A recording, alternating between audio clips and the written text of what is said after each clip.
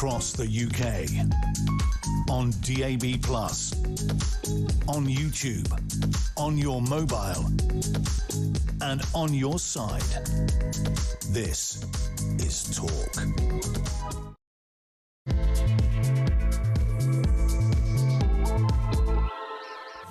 Hello, very good afternoon to you. Just after 1 o'clock on Tuesday, August the 18th. David Bull in for Ian Collins for the second week in a row. Thank you very much indeed for your company this afternoon. Let's have a look at the headlines making the news at this hour.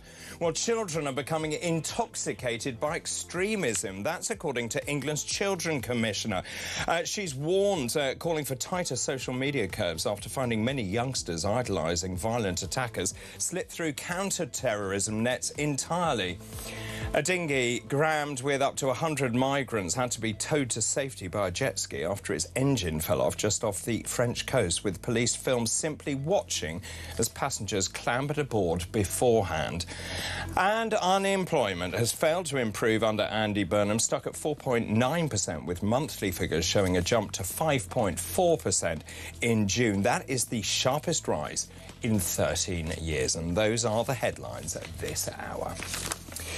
Well, a very good afternoon to you on this very cloudy and overcast Tuesday afternoon. Really good to have your company this afternoon. Lots to get through. And joining me this afternoon, Charlie Rowley, former Conservative Special Advisor and friend, not only to me, but also to Weekend Breakfast, which I used to present. Indeed, indeed. Yes. Nice to be reunited again. Well, yeah, and it was lovely, actually. Last week I had you on the Tuesday and Dr. Rennie on the Friday, and sort of reuniting the old Weekend Breakfast team. The old band getting back together.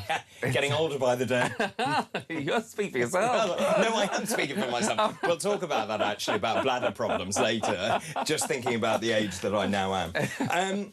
Shall we start on a very serious note? Let's talk about Rachel de Souza and this report that she's written, the Children's Commissioner.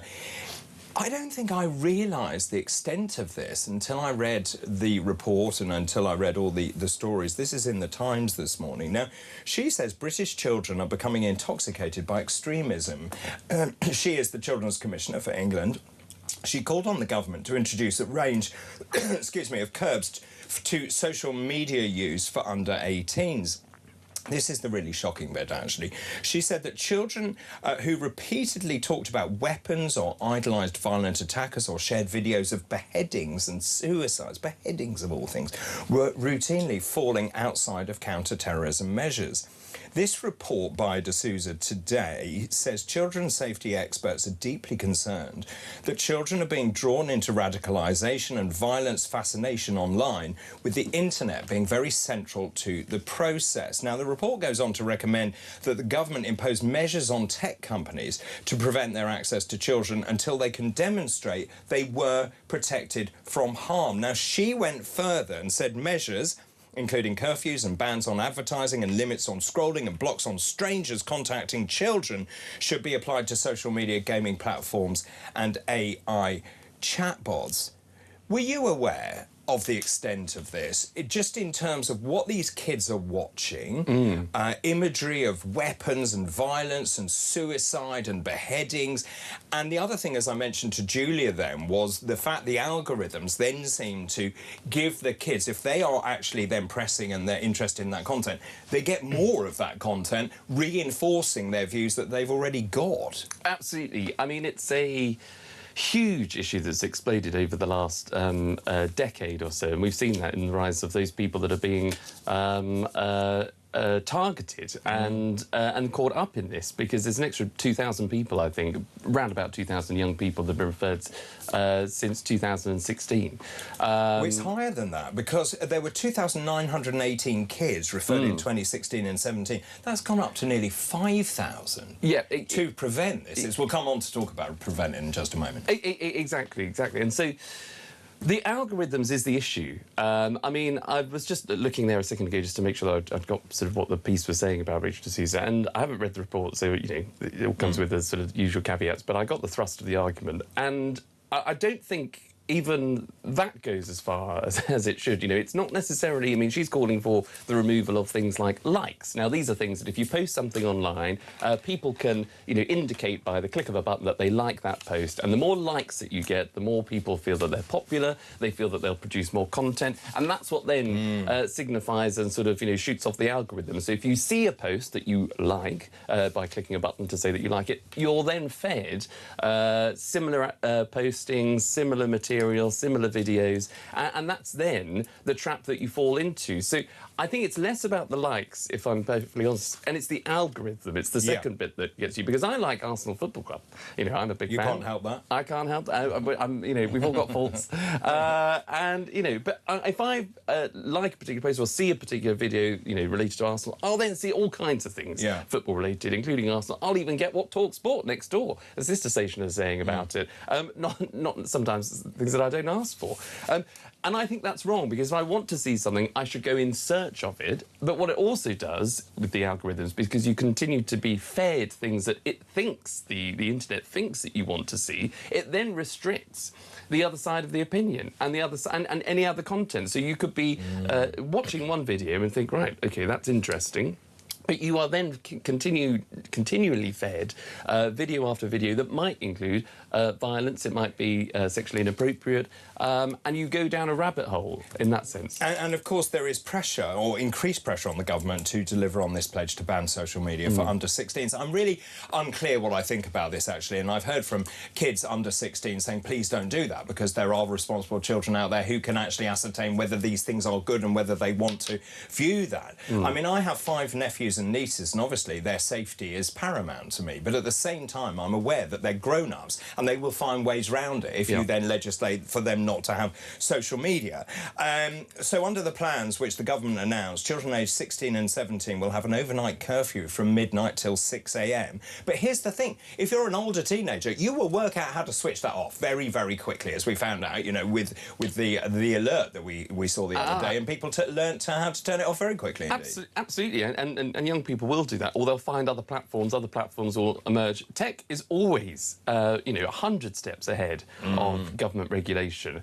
And, you know, again, the other thing, just sort of tagging back to what Rachel D'Souza was saying, and I think she sort of, well, she has said, because I've just read it again, to be absolutely sure, that she thought that there was no left or right-wing ideology when it came to these videos. Now, call me old-fashioned. And no religious ideology either, no right-wing, left-wing or religious ideology. Well, call me old-fashioned, but watching videos of beheadings is not Western ideology. It's not British but I think ideology. What she meant was But I think what she meant was pre-morbidly. They didn't have a sort of religious ideology behind them, but obviously once they've been fed that imagery, it's almost, and it kind of goes back to me for this toxic masculinity thing, which is, you know, we've seen with Andrew Tate, where these boys are, you know, they're full of testosterone and they're fed this image, and then, you know, it's kind of that their search for more of the same imagery. And the other part to this for me is about prevent, because I can't help but think about Axel Rudiker-Banner, of course, those dreadful murders of the 3 kids. Now, he'd been referred to Prevent 3 times, and on each occasion they just pushed it back. And we're seeing these kids, as I mentioned, something like 5,000 of these kids being referred to Prevent. What happens from there? And how do you actually go through that level of numbers, you know, just in terms of the thousands that they must be getting, and finding out those ones that truly are motivated by religious ideology or you know, political ideology? Oh, but this is the disconnect, I'm afraid, and this is what I think there's a problem here, even what Rachel D'Souza is saying, I'm afraid, because the Prevent strategy does have its... The people who are referred to Prevent, I think it's 2/3 of those people do have an extremist ideology, that do have an Islamist extremist ideology, to be frank about it and factual about it. The other third might be, you know, people who have, you know, white supremacy issues and want to sort of, you know, and nationalist views. But 2/3 is from a extremist, Islamist extremist ideology setting. Now, you can't then tell me that people that are watching videos of beheadings and getting fixated by that, that there isn't any kind of extremist motivation that is of an extremist element to it, of a particular religion. I just don't buy that, I'm afraid. One does lead to the other. You know, we have terrorists right across the world, whether they're, you know, the Hamas, the Houthis, whether they are in Iraq, whether in Afghanistan, whether they're currently in Iran, that do carry out these kinds of killings. Indeed we do. Now, if that is on your mobile phone device, or if you're seeing it, you might not be a fully paid-up member of Al-Qaeda or ISIS, but watching those videos and getting that fixation, I'm afraid that does stem... But it's brainwashing, absolutely, but it stems from an Islamist extremist without ideology. a doubt, those people who are putting those videos on, of course, but coming from that religious ideology. So then, for me, it's quite wrong and disingenuous for her to say there is... for the Commissioner to say that there is no link between left or right-wing or religious ideology. I don't think she's saying that. I think she's saying the children don't have a religious ideology behind them, but they're then exposed to those imagery, and then those people are feeding on the kids. So in many ways, the children are the experiment here. Right. But in my view, and if I was still a special advisor and I was having this conversation with Rachel now, who would make that case, I would say, Rachel, no, I accept that child that is born, who has been seeing those videos at, you know, however old they are, as young as, you know, 10, 11, 12, up to, you know, young teens, they may not possess, or they will tell you that they don't possess a particularly religious background, but they've seen those videos, and therefore you have to link those videos back to the cause and where they come from, and therefore when you're referring, because you've got to refer them then somewhere, and when you refer them to prevent, you've got to categorise these people, and I'm afraid it then comes down to the religious extremism. There's no way of getting back. Otherwise, you'll have a whole host of kids that you just say, well, yeah, they've seen a few videos, but we can't categorise them in this way, and then we don't quite know what to do with them. And before you know it, they get released back onto the streets, just like Axel Rudikan, as you were saying, and they go on to commit these vile crimes again. I mean, it's interesting. Amanda, good afternoon to you. She says, hi, David, it would be very interesting to know the culture and communities of the children watching the beheadings and suicides. It's a very good point indeed. I don't know the answer to that. Do you think, just in terms of Prevent, just looking at the numbers, though, 7,000 cases were initially looked at by Prevent. Of those, 500 of 7,000 were assessed at being at risk of being drawn into further terrorist incidents. Now, that seems a very low percentage. That's something like 7%. I don't believe that. No, neither do I. I just don't believe it. So is Prevent fit for purpose?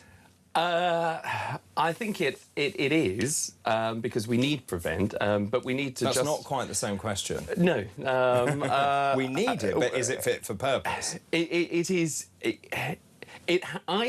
Look, it is, but it hasn't had the backing and all support, I don't think, of government for a few years now, particularly when you are trying to have a blasphemy law through the back door, you know, this definition of Islamophobia. Therefore, if you dare challenge maybe a particular part of certainly the extremist elements of extremist ideology within the Muslim faith, then you could be, well, you could have a knock on your door from the police without challenging it. So I think Prevent, who are there to literally target people who could cause mass terror, and again, as I say, you know, 2/3 of people that are referred do have an extremist ideology. And of course, Prevent is damned if it does and damned if it doesn't, isn't it? Because the point is that actually it's very difficult to isolate those people who will go on to commit terrorist atrocities from this great cohort that's being referred to them, and I think that must be incredibly hard. Of course, but that's when, and they will be under pressure, because we've got to, you know, make up our own minds as a society how we treat people and what kind of country we want to be in. And why I think when the terror threat is higher, I'm afraid you have to be more harder. So, you know, the case in point is I've forgotten the name. Who was the ISIS bride who was sort of, you know, deported? Shamima Begum. Exactly. Now people will say, no, she's a British citizen. She should be allowed back. What she did was a teenager. You know, no, she knew. I'm of that view. I'm sorry. And therefore, you know, we stripped her citizenship off. You know, she's not allowed back in the country, and rightly so. Now, but there'll be people to say, oh, how terribly right-wing, how terribly harsh of you. You know, well, I'm sorry, but that's the way in which the world we live in. So we have to be crystal clear. Consequences. Absolutely. And so where there are people that are looking at this content, we have to be very upfront and give Prevent the powers to say, not interested in you thinking I'm offending you by, you know, categorising you in this way or asking difficult questions because of your faith. I'm doing it for national security reasons. And this ties in very nicely, actually, to something else which is going on at the same time in the United States, which is Meta being in court. 30 states, 30, taking Meta to court over the use of Instagram and Facebook, which, of course, Meta own. And this is a huge lawsuit that's going on. I think it's, you know, the numbers are absolutely astronomical. I think it was something insane, like sort of £1.5 trillion they're being sued for, essentially saying just what we're saying, which is that those platforms of Instagram and Facebook are deliberately targeting kids. They're using their algorithms and to propagate their own messaging and to make money on the back of it. Yeah, and look, it'll be fascinating to see how that case comes about, because as I say, technology is always 10 times, 100 steps ahead of the law and the legal framework, and the governments are always playing catch up because they're big and clunky, and tech is so slick and adaptable. Charlie, thank you for the moment. It's a really interesting story. We've got so much more to talk about as well. Charlie will be back after the break. We've got tons more to talk about. Don't go anywhere. This is Talk.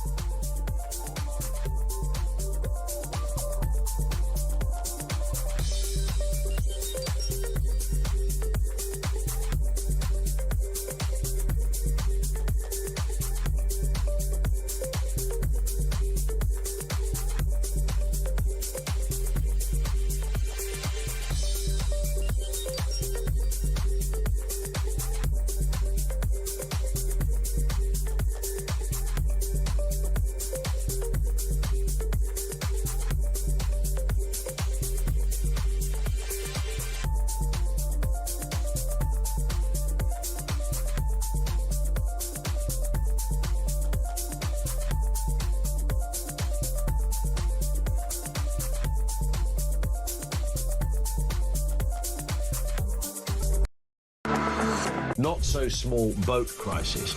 And there's a picture of the boat, and they've got a little wording in a little circle that says picture continued on the back, and they've actually put it's so big they've put it across the front page and the back page of the newspaper. I mean, this is absolutely huge. It is. By definition it is. And they're getting bigger all the time. Getting bigger. What's not really sure that you can call it a small boats crisis anymore. It's a 49-foot dinghy.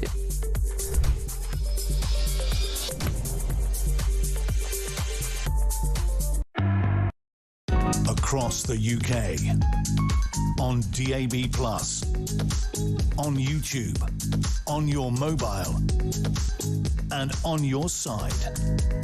This is Talk.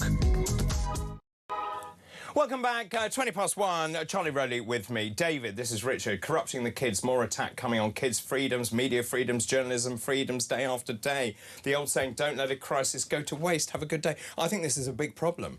Social media is a huge problem. Let me just ask you, though, at home, is social media destroying childhood? And if it is, what do you think we should do about it? Is a blanket ban under 16 the right way to go? 0344 499 1000. You can text the word Talk in your message to 87222. You can message us on X as well at talkTV. Let's talk about energy, shall we? Because I haven't spoken about it for at least a day. The obsession with net zero, £800 billion we're spending on net zero, 1% of global emissions. And, of course, Andy Burnham has a chance here to decide what he's going to do with Rosebank and Jackdaw. And the consultation process on both of those is now closed. So he now needs to make a decision, or at least there is this sort of quasi-judicial process that goes on, which seems to be incredibly complicated to me.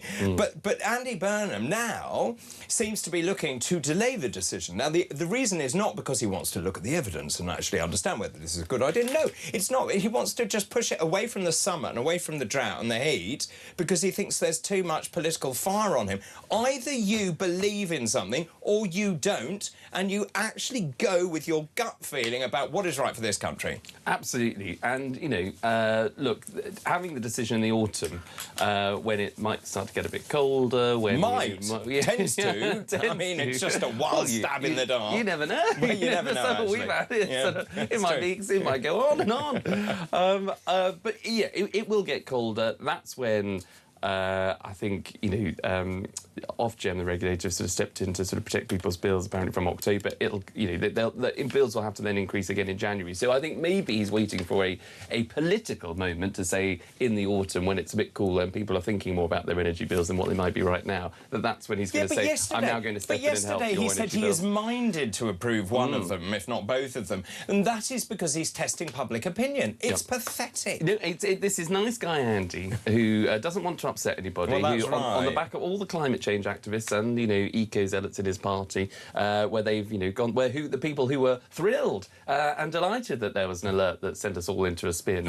I spoke about that yesterday. Last week, because of, the idea of you might have a barbecue outside. Don't have a barbecue. And all of a sudden you're going to become some sort of mass arsonist, because that's what generally we're all like, just try and stop me on the way home, I might, I might just light a fire. Well, exactly, don't go near Charlie with a lighted match, that's what they say. Yeah. Of course, so that was a ridiculous intervention by the government, but he's obviously trying to be, keeping busy, wants to be nice guy, Andy, as I say, doesn't want to make those big decisions, but you'll get found out in the end if you cannot make these big decisions, which is approving more oil and gas to bring energy bills down. That is the key here. So he's in the honeymoon period at the moment. Parliament is in recess. He's sort of running around announcing nothing, the odd thing about capping bus fares or whatever he's decided to do. And when Parliament comes back, my goodness, is he going to get an absolute shock. Absolutely. Oh, and the whole cabinet will, because I imagine the opposition will be putting in questions, debates. There'll be, all the question times that need to take place in the usual matter. But urgent questions can be submitted, so that will drag the Secretary of State to the House of Commons to answer questions on. So who was consulted about the bus caps? Who was consulted about the fire alert system? I want to come on sent to off? that. Yeah. Who was consulted about delaying what we're talking about now, the drilling of oil and gas. But even like when you look at this, Adura, the company behind both projects, says it will generate £10.8 billion of investment. It will support 3,500 jobs during construction, another 880 people after that. It will make 69,000 barrels a day at its peak. It will be 10% of domestic gas production. It will reduce energy prices. It will help businesses. If it was me, I'd say yes, go for it. It's a no-brainer. It's a no-brainer. And it's going to happen. Is it? Well, I mean... I don't think... I think one might go ahead. I think Rosebank might go ahead. Right. Well, I think they both should go ahead. Well, yes, so that's different. But look, it would be... Well, it would be more... It would leave the Prime Minister with more questions to answer if both of them didn't go ahead, because why can you have one and not the other? And that would be seen to be more of a political decision rather than one... But look, let's go back to the alert, which nearly made me crash the other day. I mean, I was driving home after a very long week, having been here, and this alarm went off, and then you're not meant to look at the phone, and then I had to look at the phone, and then I nearly crashed, and then other cars were swerving as well, because as the alert went off for them. But national security officials had said it may well backfire. If you do a nationwide alert, it could backfire. People will disable the alert, and Louise Hay then decided to go ahead anyway, because she was lobbied by the fire chiefs, and guess what happens? People have disabled the alert. Absolutely, and we know what she's like with a mobile phone. So I mean, she obviously likes to sort of remind us of that. But it was a total misuse and abuse of government sort of energy and authority. I was asleep at the time. I know it was 7 p.m. But I'd done. No, it was earlier. Well, mine was earlier. I got mine. One of mine. I got mine. Well, yes, yes. Yeah. You said outside. Yeah. I mean, that's extreme. I felt very special. Well, they obviously thought that you might be more of the arsonist than me, actually. Obviously, despite driving a car. So I'd stopped. He's got a barbecue burning in the back seat. I can tell. Well, I mean, and also, here we go. Now the public are now heightened alert. Now phoning 999 to report people having a barbecue in their garden. What possesses people to do that? It's absolutely ridiculous, and you're right. Most people will now turn off that alarm. I haven't, but I haven't either. I was minded to. Don't I thought get me wrong. Because it should be, but it should be reserved for the most extreme cases. So a terrorist attack that takes place, and even if, some people say, well, if it's just at Glasgow airport, how does that affect Heathrow? It affects everybody, because if you have a terrorist attack at say Then cars you're go on ahead, not heightened like we alert have. across the Heightened alert country. across Yes, I get everywhere. All travel infrastructure will come to a standstill. People will choose not to travel. So giving public that information early is not a bad use of government time. But to tell them not to buy or light, a disposable barbecue, not have a disposable barbecue outside, don't light a fire. Well, to blow me, as if I need to be told. But no, the idea that neighbours are spying over the fence to see whether Mrs. Miggins is having a barbecue is absolutely ridiculous. But what really irritates me, and I'm not, I like to think people think that I'm, as what you see is what you get. I'm quite polite. I like to think Most I'm of very the time. polite most of the time. A couple of sherbets in me, you never know. I might tell you what I really think. Yes. But I'm broadly. I am law-abiding, just Broadly, broadly. Okay. I'm a nice person. I play by the rules. I turn up. I get through the day, have fun, try to be creative, try to be thoughtful, and just that's how I live my life, and I have great fun doing that. However, when I get an alert like that says don't go out and have a disposable, I am more tempted and minded to actually just go and do it because I know I can be I am a responsible adult human being. You can't be trusted with matches. I do not need someone to tell me, especially the nanny state of a government, just through an alarming text message that's woken me up because I've been doing an all-night shift the night before talking about the Clacton by-election. Just be told, don't go outside. When you wake up, Charlie, which you now have, don't go and light a barbecue. Well, you know what? I think I might. I might light one in bed. On the cusp, yes. By the way, Bob has just got in touch. Bob Belliffer is saying Rosebank, David, is a no-brainer. I worked on the original survey in 1972. It duplicates the North Sea. It's just deeper undersea, which is why it hasn't been exploited yet. Now they have the technical capability. We need it. It's a no-brainer. Brilliant, Bob. Thank you very much. I'm glad that you agree with our policy that Charlie and I have made up this afternoon. Lots of other messages coming in. I'm asking this afternoon, is social media destroying childhood? Get in touch in all the usual ways. Now, this made me very happy. So yesterday I was on the tube on the way back. After this I went to a meeting and then I was on the tube and there was this girl on there and she was having a video conversation with someone with the speaker of the phone on next to me. And I just thought, what would make you do that? And obviously, being British, I tutted very loudly. I obviously didn't say anything. I just tutted very loudly. And and a lot of that. A lot of panting and... Puffs and puffs, yes, yeah. And then when she looked at me, I rolled my eyes, so that was kind of... I showed that I was really angry. Anyway, this is a great story. J.D. Wetherspoon, has banned customers from using their phones on loudspeaker following complaints that the noise is driving people nuts. Good. It's forbidden its customers from taking calls on loudspeaker mode or playing music on their phones across all of its 792 of its pubs. So Tim Martin, the founder of Wetherspoon, said, in a world dominated by other people's music and amplified sound, our pubs are an oasis of tranquility and contemplation. In order to avoid customers being driven chicken jalfrezi by a cacophony of sound, we're kindly asking phone users to pipe down. Samuel Smith pubs have done the same as well. Why don't people have respect for others? So Don't tell me you do it. No, I do not. No, I do not. I'm slightly thinking more thoughtful about this answer than I would usually be, because I think I once answered this question by saying that the people that get on the buses and the tubes and blast out their music and have these conversations on their phones, they're usually the kind of people that will go, that will break through the barriers, that don't pay for their tickets, that, be shoplifting, that will just feel as though that society owes them something, that they just don't care. And I think there is an element to that. But I also think, and this is where I've become slightly more thoughtful, because it's not just those people. They'll break the the whoever they are, and feel entitled and all the rest of it. But I think there is now a cohort of people who, yes, just simply are completely unaware. You have no self-awareness at all, which I think is more alarming. And these are the people that are addicted to their phones, addicted to scrolling, addicted to the social media, that then if a video pops up, they'll just play it, and completely forgetting that there are other people around who do not want to hear that, I don't think they forget. I think they know. I just don't think it crosses their mind. See, but this is the, if I take public transport, contrary to public belief, I for some reason, and I don't know, maybe people will get in touch and say, well, Charlie, you're just a bit mad, but, the last thing I want to do on a Monday morning or Tuesday afternoon, if I'm going, if I'm taking the bus and I go to the top deck, for example, I don't want to draw attention to myself by, you know, having a conversation, you know, with my mum or something down there, or whoever, or No. to Ted, or to Finn here, you know, having a row about something. Do you know what I mean? I don't want to... Blue language I on just that want one. to sit in a seat that's probably a packed bus anyway, Yes. and just get to work. If I want to listen to music, I want to put my headphones in. I just don't want to draw attention to myself. But there'll be people who flagrantly come on, you know, shouting, you know, telling all about their relationships. I mean, my ears do pick up, actually, when I get a bit of gossip. Not going to lie.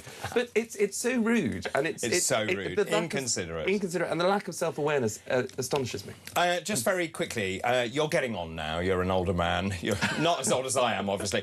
As one gets older, of course, one might have urinary symptoms as a man getting older. But this is a brilliant story. Doctors in Sri Lanka... I am being a bit cheeky and a bit rude there. Something I told you in confidence outside, I have to say. Well, there is that as well, but I know a very good urologist. But anyway, this man had a few urinary symptoms, went to hospital, this is in Sri Lanka, and they removed a bladder stone, which was the size of a watermelon or a thick dictionary. It was... Look at the size of that thing. And what I want to know is how did he pass urine with that great big turnip in his bladder? I mean, just looking at the images there, if you can see that, I mean, I'm recoiling. I mean, I'm literally... So it's the size of an ostrich egg? You must know that you're carrying something. I mean, because that must weigh quite a bit as 3 well. kilos. I mean, is it almost, dare I say it without offending anybody, is it a bit like being pregnant? Is it? I don't know, I'm looking at sort of, you know, but, you know, you never know, do you? Is that the kind of weight that... you must know that there is something wrong within your body if you're carrying... It was 3 kilos, and apparently it would have been in his bladder for... Well, this is the thing, 5 to 10 years, so it would have slowly grown, and he probably, you know, just got used to it. Just putting on weight. That, by the way, is the Guinness World Record. Before that, it was 1.9 kilos, so this is a kilo heavier. And what an operation that must have been. Yeah, well done, them, the doctors in Sri Lanka, yeah. But just the idea of, you know, having to pass a gallstone or a bladder stone... You wouldn't pass that. No, well, you wouldn't, but no. You really wouldn't. No. But even that would hurt. The smallest yeah. I mean, that... Well, that I mean, really renal colic is the worst pain, apparently. You know, it's worse than childbirth, apparently. You know, the fact is, if you're passing a stone down a tiny ureter, it's absolutely excruciating, which is why you give opiates, you give pethidine, because there's no way they can do it otherwise. Can you imagine? I know. Well, I try not to. So you need to look after your urinary health. Well, yes. That's the... And do you know how to do that? I mean, is there just lots of water, I suppose? Keep hydrated? All that stuff, Charlie. I'll tell you more after the break. Charlie, thank you so much for coming in. Always good to see you. That's Charlie Rowley there, former Conservative Special Advisor. After the break, I want to go back to Rachel D'Souza's report about children becoming indoctrinated and intoxicated with extremism on social media. I'm going to be joined by Andrew Gilligan, Senior Fellow at Policy Exchange, and Dr. Charlotte Littlewood. That's all still to come. This is Talk.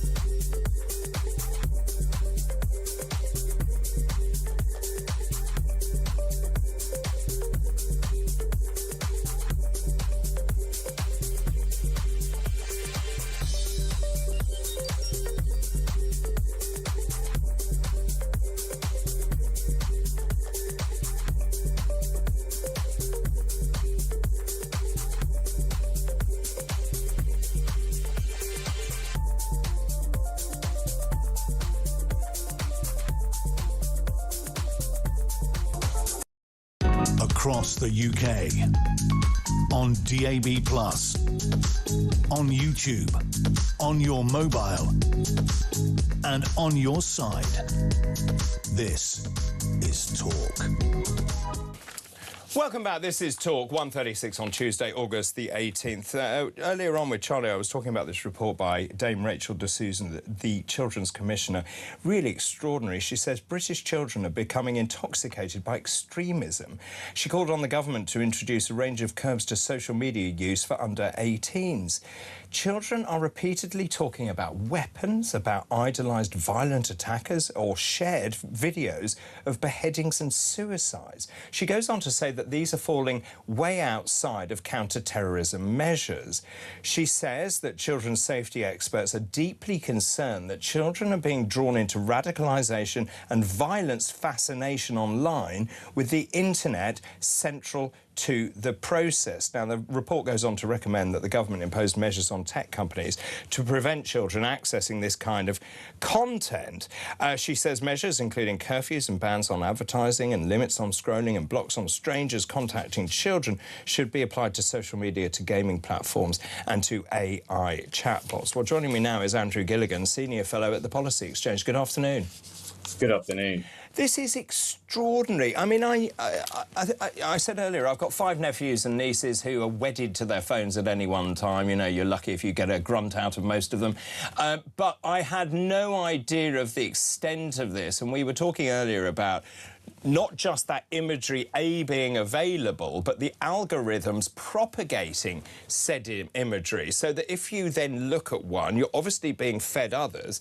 And Charlie and I were talking about was there seems to be no left or right ideology or any bent towards religious extremism, at least at the time when they initially view those kind of images. What are your thoughts?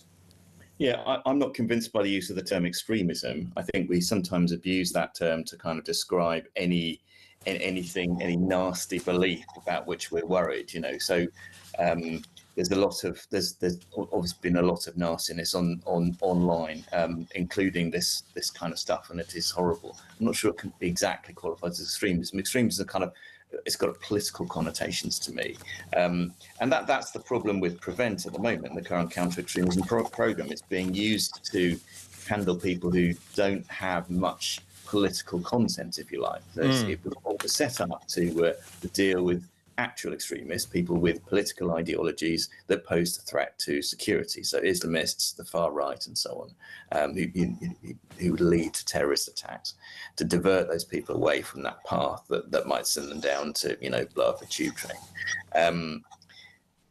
It's now been diverted quite substantially into becoming a kind of, you know, referral mechanism for people who are fascinated with violence generally, or, you know, or get involved in like comm networks and conspiracy theories. And I think there's definitely a need for a kind of non-extremism mechanism, a non-extremism version of Prevent to handle the kind of things this report talks about. I'm not convinced that, you know, banning kids from social media is going to work. Obviously, Australia's done it already, and the government's own report into the success of that showed that 70% of kids under 16 have still got their social media accounts. So, you know, I mean, you might say, okay, 30% losing their accounts is better than nothing, but actually it might not be better than nothing, because the providers are under less pressure to regulate content in the belief that kids aren't on the platforms, even though they still are. So I think, like you, I think a lot of it's about the algorithms. I think we've got to get slightly subtler. We've got to maybe take the legal power to sort of dig into the algorithms and work out, you know, measures to stop them serving up ever more lurid content to people, rather than sort of, you know, crude sort of censorship and ban type measures. Well, I would agree, and also just in terms of the young people themselves, they're not stupid. They'll get around any social media ban. We know that they can use VPNs, or they can use some, or disable it in some way. I mean, the idea that you can stop kids from looking at social media, I think, is rather ridiculous. The question I have for those social media companies is, if you know that imagery is A, there, why is it there? And B, in terms of those algorithms, I just think that's just so irresponsible from a societal point of view. I agree. No, I absolutely agree. And, you know, the basic problem is obviously social media companies profit from this. They profit from causing harm to people. And I mean, I'm generally a small state, or a smaller state kind of person. We have probably too much regulation in this country, but I think this is one area where there's a very strong case for more regulation, but it needs to be smart. You need to create a kind of like, algorithm police force, almost, of tech experts who've got capacities the same as the social media companies, and give them legal powers to go in, go under the bonnet, as it were, of the social media companies and work out what's going on with the algorithms and how how they're feeding ever more extreme content to people. I don't think that we should have a kind of system where individual accounts and individuals are under surveillance online for saying wrong things. Yeah, I mean, also Charlie and I were disagreeing slightly because he was taking issue with Rachel, saying that he thought that these kids probably did have a proclivity to being an ideologist, whether it's left or right or with some sort of religious ideology. I'm not entirely sure that's true. I think pre-morbidly they probably didn't. Then they saw the imagery and that reinforced some views that they were then shaping as they grow and develop. I think that's right. So the classic case, of course, is Axel Rudakabana, the teenager who killed those children in Southport. He got some kind of Islamist material on his computer, but he wasn't really an Islamist. He was just generally fascinated with violence. He wasn't convicted on terrorist charges. He was convicted on ordinary criminal charges of murder. And that's, becoming increasingly prevalent. I like your idea of a non-extremist prevent, actually. I think that may well be an avenue we need to go down. Andrew, thank you so much for your time this afternoon. Let's join Dr. Charlotte Littlewood, who's senior researcher at the Institute for the Study of Global Anti-Semitism and Policy and former counter-extremism coordinator. Good afternoon to you. Good afternoon. So your thoughts on this? I mean, when I read this, I had no idea of the extent of it. And I wonder, I don't know whether we know, is the breakdown between boys and girls viewing this kind of extremist or this outrageous kind of imagery, whether it's about weapons or violence or suicide or whatever it is, or even just as horrific things like beheadings, for example. Charlie made a really good point, actually. Watching videos of beheadings, or indeed having beheading videos, is not a Western cultural facet. Actually, there was some recent study done into 11,000 13 to 17-year-olds, of which 70% of them had seen violent content online. Wow. And within that, 35% included weapons. And it actually, interestingly, created a fear in those young people. Around 80% of them then felt less safe outside, and 35% of them felt that they should then themselves carry a weapon. How interesting. So in many ways, they were in an echo chamber, which then informed their decision-making processes about how they interacted in the real world. Yeah, I think what it shows that runs maybe a little bit against the discussions we're having about the data releases. Obviously, we've had this report come out with data, and then we've had the Prevent data release just on the 6th of August, and the results are very similar. I think what I've seen, which is really worrying in the study into the 13 to 17-year-olds, is that actually 4 in 5 of them had come across violent content targeted at a particular group, and 1/3 of them then joined in that discussion. So a particular group was predominantly migrants, actually, which I found really, really surprising, that we were seeing 1/3 of young people joining in that kind of discussion. But predominantly the reaction is fear. Predominantly the reaction is to step back. It's not to go and engage further in violent content and move further and further down that rabbit hole. So we have two kind of findings going on at the same time, parallel to each other. One is fear, stepping back, not wanting to go outside, which is the majority. But then if they come across violent discussion about minority groups online, the propensity is to join in with that. So that's really worrying. And I assume that also at school, for example, boys particularly will share that content with their friends if they've seen something particularly disturbing in a sort of almost a macho way, a macho culture of, have you seen this? Yeah, I think that's something that the data itself cannot speak to, is what are these individual cases and how is it spreading between young people in a classroom. But I do think we're getting a bit lost in the discussion about should we or shouldn't we ban more? How do we stop young people ever coming across this in the first place? I mean, as your previous guest discussed, Australia has been a useful case study for us. I think it was actually just 2% less were engaging daily with social media for under 16, so 2% it affected. And parents were saying that their young people were becoming far more secretive about what they were doing online. And that's my real worry, actually, is if you drive it underground, of course, they'll do it away from their parents. I'd much rather they viewed that content in front of their parents so you can then have a discussion about what you're seeing. That's exactly it. And you're going to have people being more nervous in the classroom too, which is where the predominant referrals come from in the UK. So we talk about how many young people are being referred, but that is because schools are the best place for referrals to happen. So they're able to watch young people over a long period of time and engage with them and be able to see the risks. So that's why we have such a large number of young people referred. It's not because our young people are so much more extreme than our older generations. It's because schools are best placed for referrals and interventions. Well, of course, I mean, you know, when I was at school, we didn't have any social media. We didn't have the technology we now have, so it was impossible to see that kind of imagery anyway. This comes on the back as well, of course, about this massive trial taking place in the United States right now. 30 states taking Meta to court. This is a huge lawsuit, and of Meta running Instagram and Facebook as well. I mean, they want them to do a number of things, which is to re-look at parental verification for teenage users, change the dopamine manipulating recommendation algorithms, the stuff we're talking about, removing the image filters, which I think is crucial here about changing appearance in photos, end the autoplay of video content, prohibit the creation of multiple accounts, and end disappearing on ephemeral posts such as Instagram stories. So this is going to run and run. And when you look at the numbers involved in this, I think it was $1.7 trillion, this lawsuit. And this is all these claimants coming together to try and force these massive social media firms to actually have some responsibility.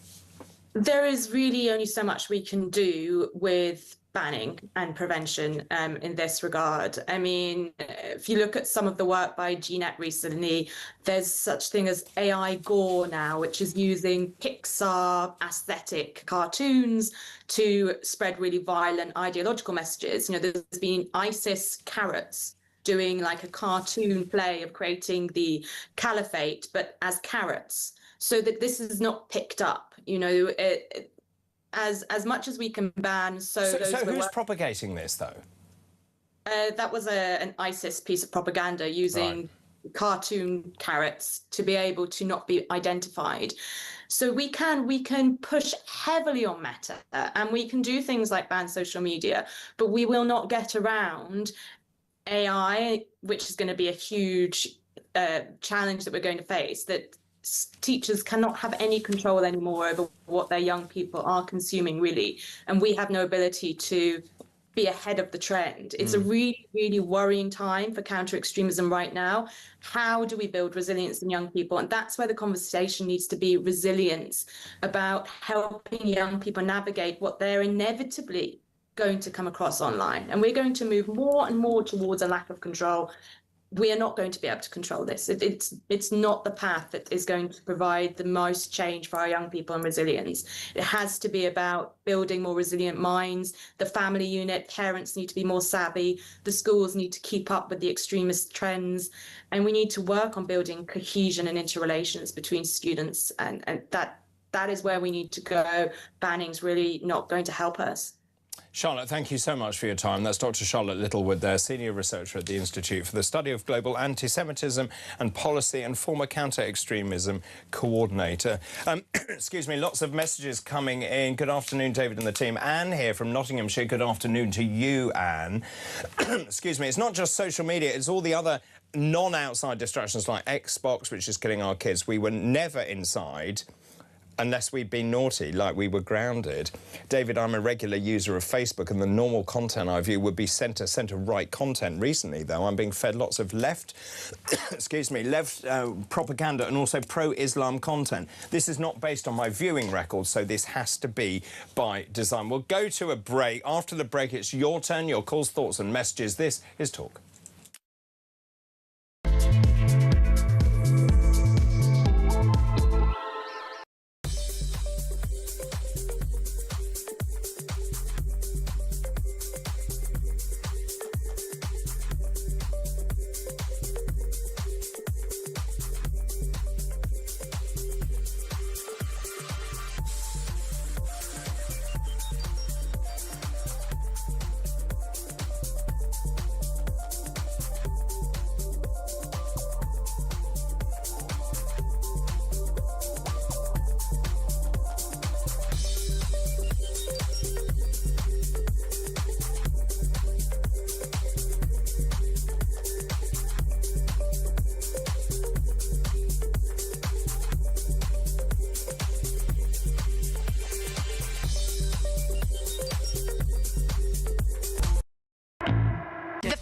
million donation problem, which kind of triggered this whole by-election. Is that an issue for you? No. No, I accept that most politicians are in it at the end of the day for the 100,000 a year that they get. And so everybody's in it for money. And if it was for security, and let's face it, look at Anne Widdecombe. She could have done with 5 million, couldn't she, for security? She's dead. And so, no, I don't. I think he was entitled to accept it. Across the UK, on DAB+, on YouTube, on your mobile, and on your side. This is Talk. Welcome back. This is Talk. We're talking about this report by Dame Rachel D'Souza, the Children's Commissioner, talking about children becoming intoxicated with extremism on social media. I mean, these images are unbelievable. I had no idea as to the extent of this. So weapons and violence and suicidal ideation and imagery and then even beheading. I mean, who even uploads a video of beheading? I mean, it just seems extraordinary to me. And the fact that more and more kids are seeing this, and we were just talking there to Andrew Gilligan and Dr. Charlotte Littlewood.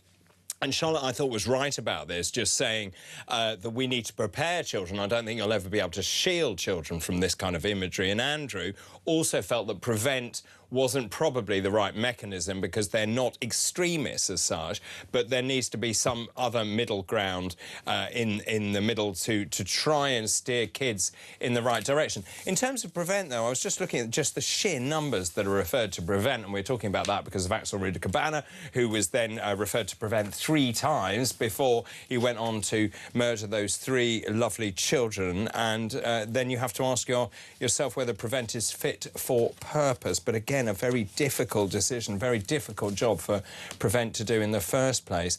So I suppose I'm asking a number of questions this afternoon. Is social media destroying childhood? Or what do you do about the rise of social media and the wild west of social media? The fact is that anyone can upload anything, and I'm seeing more and more people on there, young people who believe that this is the way to making a living, where they are influencers or they're propagating various political beliefs or religious beliefs.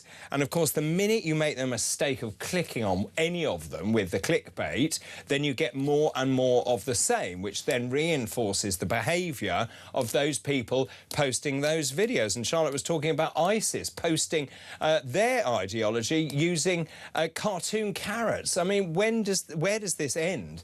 It's quite interesting, this, though, because just talking about social media and the impact on kids, Stephen says, well, David, they said the same about watching TV in my childhood and the impact it had on kids. It could have caused my poor eyesight, but the wealth of information was invaluable. Let's talk to John in the West Midlands now. Good afternoon, John.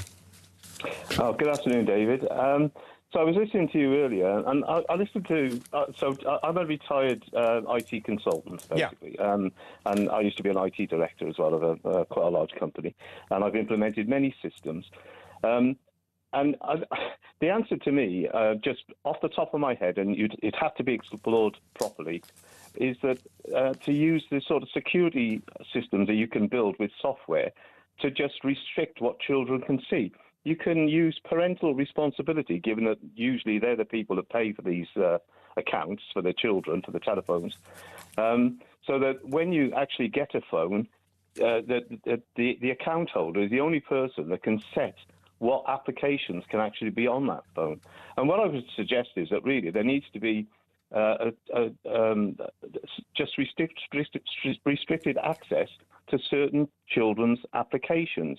So, for instance, within YouTube, there is a children's version of YouTube. Yes. And I would take away Google Play Store and the Apple Store away from children, so they can't access it. They can't get any apps that aren't allowed. And I'm fairly certain that Google and Apple would also provide just Play Stores for children because it's in their interests. They can provide those sort of applications. And then you can monitor those applications far more easily so that you don't get those sort of videos that you've been talking about and children just can't see them. I mean, it's a great thought, but if it was so easy, why hasn't it been done? I don't know. There's got to be some reason for it because, you know, it always strikes me that there's no sort of can-do attitude, is there? Everybody looks at the problems. If you could solve it for 90% of the children, then you're going a long way to doing it without restricting access for adults. And it seems to me these sort of software solutions are readily available. I don't know who they talk to. They need to talk to... But isn't that part of the problem? The software companies don't want to do it. Because they can't see how to make money, but they can make money. They can make money. They can make money out of the children's apps. They just need, it costs them a little bit more. But if you're a teenager, you won't want a children's app store. But how can they get around it if it's the only thing you can get to? Because children will find their parents' password. No, you can set the phone up so that it cannot be changed. Right. What about on their friend's phone? Well, on a friend's phone, that's different. You can't do anything about that, can you? Well, you see, and that's the problem, isn't it? But even then, the age verification doesn't work on a friend's phone. No, indeed. And what about laptops, for example, when they're at school? Same thing, though. The same thing. The apps come from the same places, don't they? They still come from the stores. Yeah. So you just, I mean, it seems to me there are solutions. I've just thought of this literally within 5 minutes off the top of my head. I used to get paid a lot of money for coming up for solutions. Well, thank you very much. Saving money, but but there are solutions though, and I think what's happening with the politicians is that they always want us to restrict everything. They want to pass laws. But the solutions lie with the software companies and the people who make the phones. So what do you make of this? What do you make of this enormous lawsuit going on in the United States? 30 states taking Meta to court. That is a huge law case. $1.7 trillion this is worth.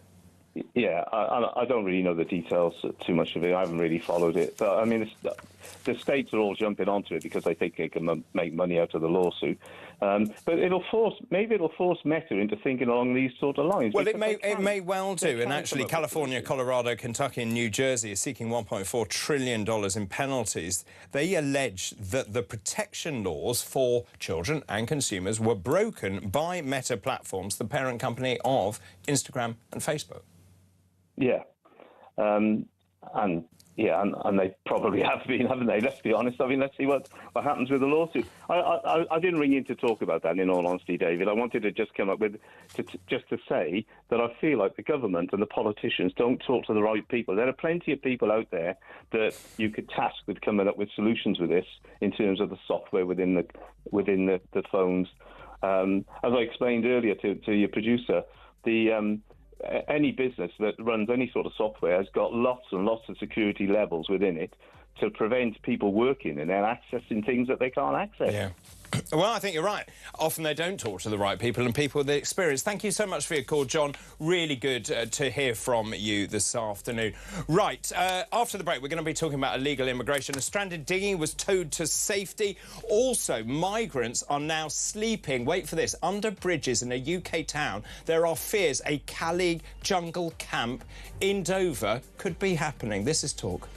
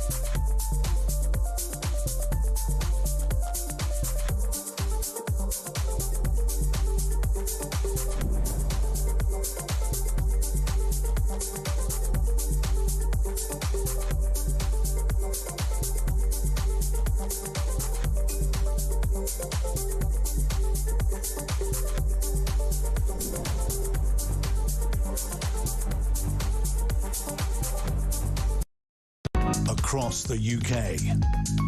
On DAB+, on YouTube, on your mobile, and on your side. This is Talk.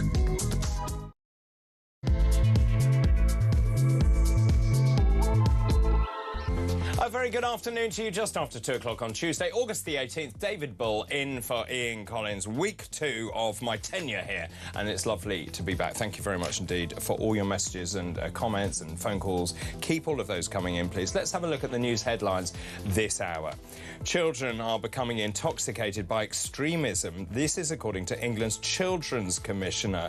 She called for tighter social media curbs after finding many youngsters idolising violent attackers, slipping through counter-terrorism nets entirely.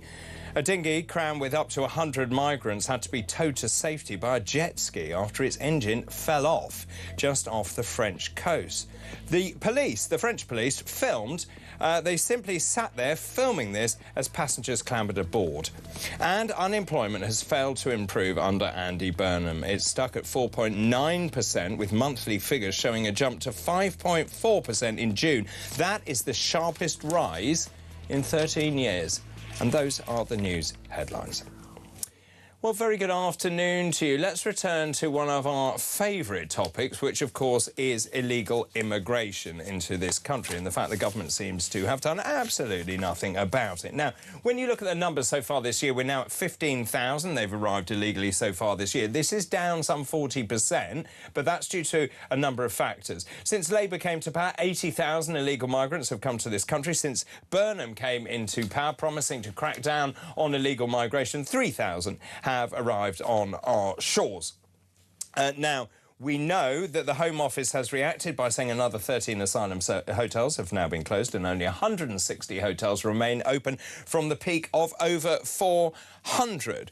Well, we have spent an awful lot of money on the French, trying to get the French police to sort this out at source and stop people getting in the dinghies in the first place. But this is the latest in a long saga of stories. A stranded dinghy packed with up to 100 migrants was towed to safety by a jet ski after breaking down just off the French coast. This is according to our sister publication, The Sun. Now, the boat had been picking up passengers who were waiting in the sea. As it goes on to say, it was like they were waiting at bus stops along the coast.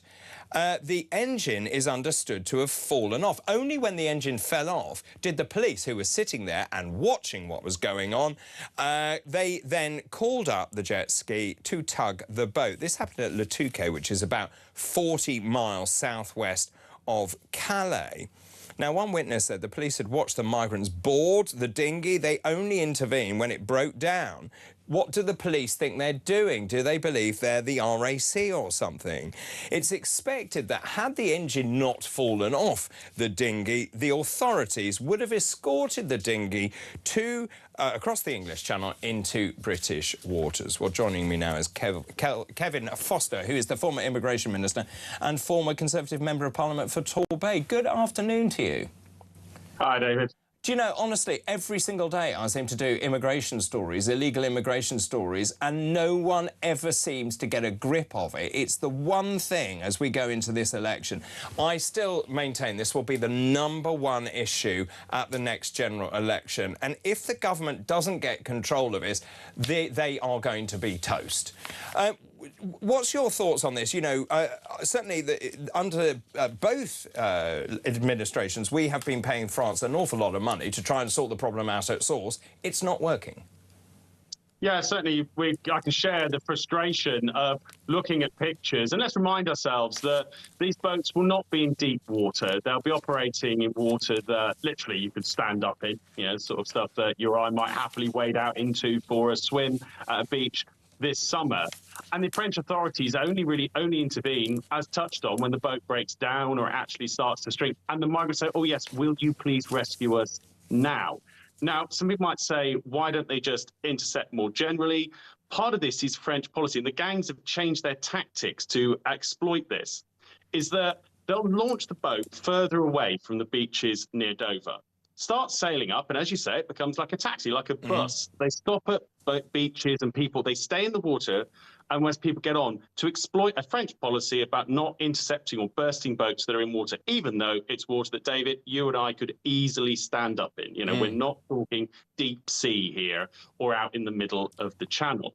So they then get on, they don't do a lot, they then escort it, and then, of course, once it comes into our waters, that's when they then call in and say, we're about to drown, the boat's flimsy and everything else, and accept a rescue. So there's a lot more the French authorities could be doing. But from having experience of dealing with the government under Macron, while we were in government, I have a feeling it's going to take almost certainly a new French president to actually do something very serious about this. So that's a fascinating point. So you've had experience, you've talked to the French, we've given them tons of cash, and yet nothing is changing. Is this because the French don't want to do anything about it, or there's no political will, or both? I think it's a bit of both. There's some in France who think this is a handy that people are leaving and going away from France who might be a problem. However, pretty much anyone who lives around the Pas de Calais sees this as a huge issue. You know, the criminality and lawlessness this has brought to northern France cannot be underestimated. You know, these gangs don't just commit criminal offences in relation to migration. They do various other things as well. I think in reality, looking at President Macron, he doesn't strike me as the sort of person who's going to take the tough decisions needed. You know, we could work together in mutual interest to solve this issue in the interest of people in northern France. Certainly, if people could be returned to France more quickly and more simply, like we've actually seen Spain and Morocco work together recently around a big border issue, that again, were there, you could return immediately. The numbers hanging around in France we'd like to reduce significantly. Yet we've always had a very clear none from President Macron on that front. And that's why we've had to look at other solutions, such as Rwanda, and also the type of policies that the United States have influenced. But you're right to say, David, if the government doesn't get a grip on this and this rumbles into the next election, then it's not going to turn out very well for the Labour Party at all. No, I would agree. I mean, look, we've spent, what, £500 million we gave to France between 2023 and this year. On top of that, there's another £500 million of our money, British taxpayer money, beefing up existing border controls. Then 161 million of that is dependent on results. So out of what, £1 billion? Only 161 million is contingent on results. I mean, that just seems nutty to me. No businessman would ever enter into a contract like that. Yeah, it's because ultimately for UK governments trying to deal with France, and let's be clear, you know, we've offered, I remember we were offering things like our own resources to be on French beaches. You know, I'm conscious that it's French jurisdiction, it's French law they've been assisting in enforcing, but, you know, we even suggested things like military deployment. I have to be clear, in an unarmed role, you know, we wouldn't have been deploying troops to act to use weapons. But, you know, the answer was always no, France is sovereign, it'll be our own police and others who will enforce the law, and it's supported doing so on our beaches. Now, I can partly respect that's the sort of thing we may well say on our own side.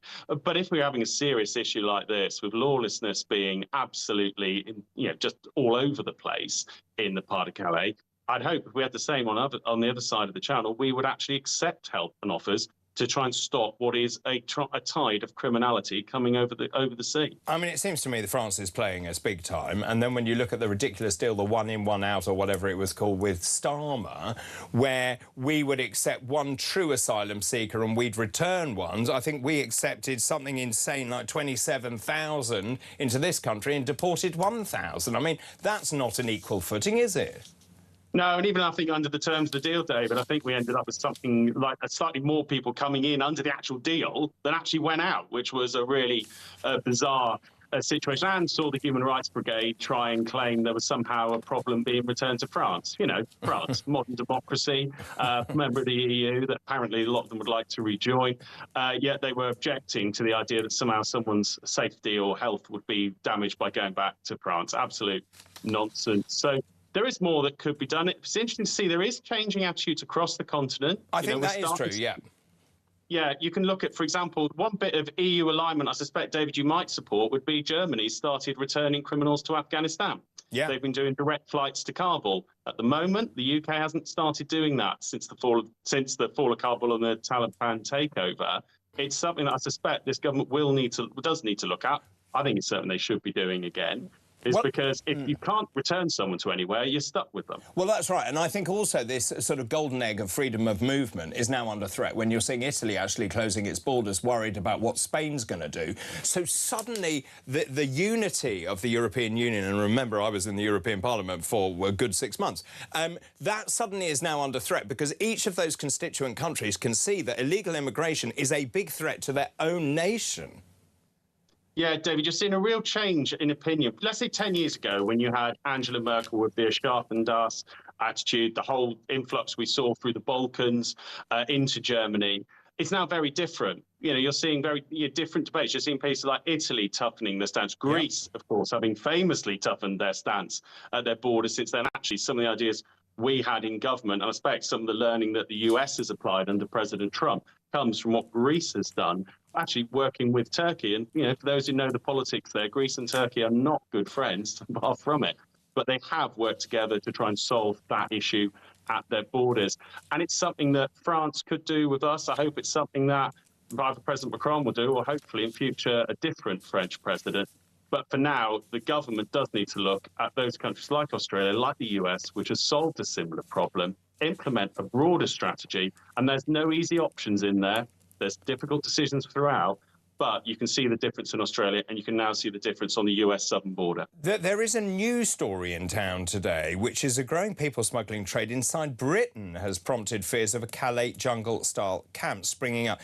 Apparently, migrants are now sleeping under bridges and tents near the ferry port of Dover. So it seems, according to the Global Initiative Against Transnational Organised Crime, or GEOTOG, they say that essentially, because of our lax visa rules, that immigrants or people are visiting this country either on a study visa or a work visa or whatever it is, or a tourist visa, they're then staying in these places under bridges, and because they can see us as an easy entry into Europe, and I use that term broadly, they're then using us as a launch pad to get into the wider European Union state. And again, that makes a mockery of our entry criteria into this country. Absolutely, David. It's deeply concerning, and it's something that needs to be nipped in the bud quickly, because we don't want to see in Dover and Kent the type of scenes we see in the part of Calais of large numbers of people hanging around hoping to illegally cross, and of course bringing a whole range of other criminality with them. It might be interesting to see, actually, by the way, if France's attitude around boats coming from them to us changes, if suddenly there's a flow of illegal migration going from us to them. But it is vital we tighten this up. It also raises questions about how rigorous an examination some of these visa applications are being given. I think one of the countries cited is Senegal. People potentially come on a visit visa. We've always had visit visas, and you know there has to be a level of tourism to this country and some study. But I'd certainly be, if I was the Home Office, wanted to quickly identify who these applicants were. They will, by the way, have biometric details in face and fingerprints, because you cannot trust, obviously, any name that's given, but that will link back to the visa application. And then, crucially, who sponsored them? Because clearly they were telling lies if they've ended up underneath a bridge in Dover.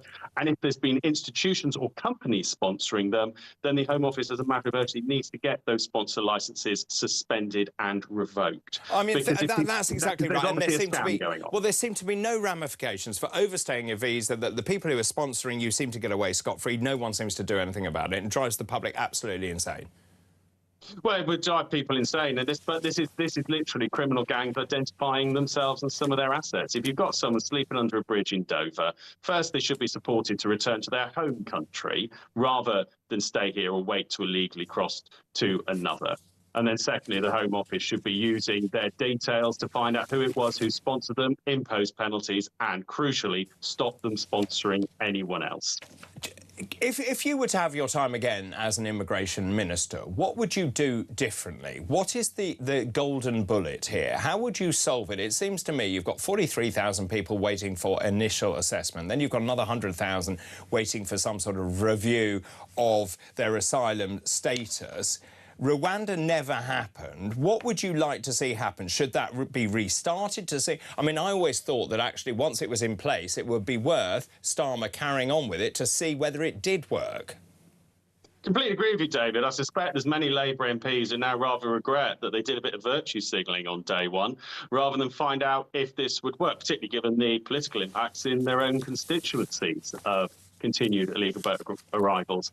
But if I was had my time again, what would I look to do? Well, first you'd have to, there's a Gordian knot of international law that makes it difficult to remove people from this country that's being exploited by people who are fundamentally economic migrants. You'd have to put the Alexander-style solution, the sword through it. That does mean leaving the ECHR, legal reforms to severely restrict the ability to game the system, having arrived from a safe and democratic country. The next part of that is quickly detaining and processing people through the system so you know where you're going to send them. When you get to the sending them point, that's where something like Rwanda comes in. Because legal reforms like removing the ECHR make it easier to remove back to countries you've got a returns route to. But if you haven't, for whatever reason, for example, a government just point blanks refuse, and France won't take them back either, then you need to have an answer to that question of what do you do with that person? And that's when a third country comes in. And you can see what the US has done. You can see what Australia has done. That's how they solve this problem. There's no magic bullet, but there are proven strategies that have worked in similar situations. That's what I'd be looking to do if I had my time over again. And, David, I think it's safe to say, while some in government, such as Tom Pursglove, my colleague I work with a lot, were signed up to that sort of stuff at the time, we didn't have the type of parliament that wanted to approve that type of legislation. I think the debate's moved on rapidly. And what we're really interested to see over the next year or two is how it moves on in Labour. We're already hearing people like David Blunkett have said about the ECHR. It'll be interesting to see if more Labour backbenchers finally decide that they need to deal with this issue as well. Was that your biggest mistake, not leaving the ECHR? The Tories were adamant they would not leave the ECHR. How they've changed on a dime? Yeah, I think looking back, David, there's no real solution to this problem that doesn't include restricting the ability to make claims under the ECHR. And by the way, the Statelessness Convention and the UN Convention on Refugees that's been widely used by people who fundamentally are gaming the system. If they were genuinely free in persecution, France is a perfectly reasonable place to make your claim. There's this whole system there, and those are the things. We should have moved further on our international law obligations. There's no two way about that. Really good to talk to you. Thank you so much for your time this afternoon. That's Kevin Foster, who's the former Immigration Minister and former Conservative Member of Parliament for Torbay. Let me know your thoughts on that. Actually, Kevin admitting that not leaving the ECHR was one of the biggest issues that the former Conservative administration faced. Very interesting to see, and I would say this, wouldn't I? But obviously the Reform UK stance has made the Conservative Party completely change their stance now on leaving the ECHR. So you're seeing a coalition now of right-of-centre parties all now saying to leave the ECHR, whether it's the Conservatives, whether it's Reform, whether it's Restore, all of them believe that that is part of the solution to solving this problem once and for all. Lots of messages coming in. Andy Holden, good afternoon. The French have a Rwanda-style type deal too. It's called the United Kingdom. Very droll. Keep these coming in, please. What do you think is the solution to this illegal immigration crisis? Let me know your thoughts. Right, we'll go to a break. After the break, it's your turn, your calls, thoughts and messages. This is Talk.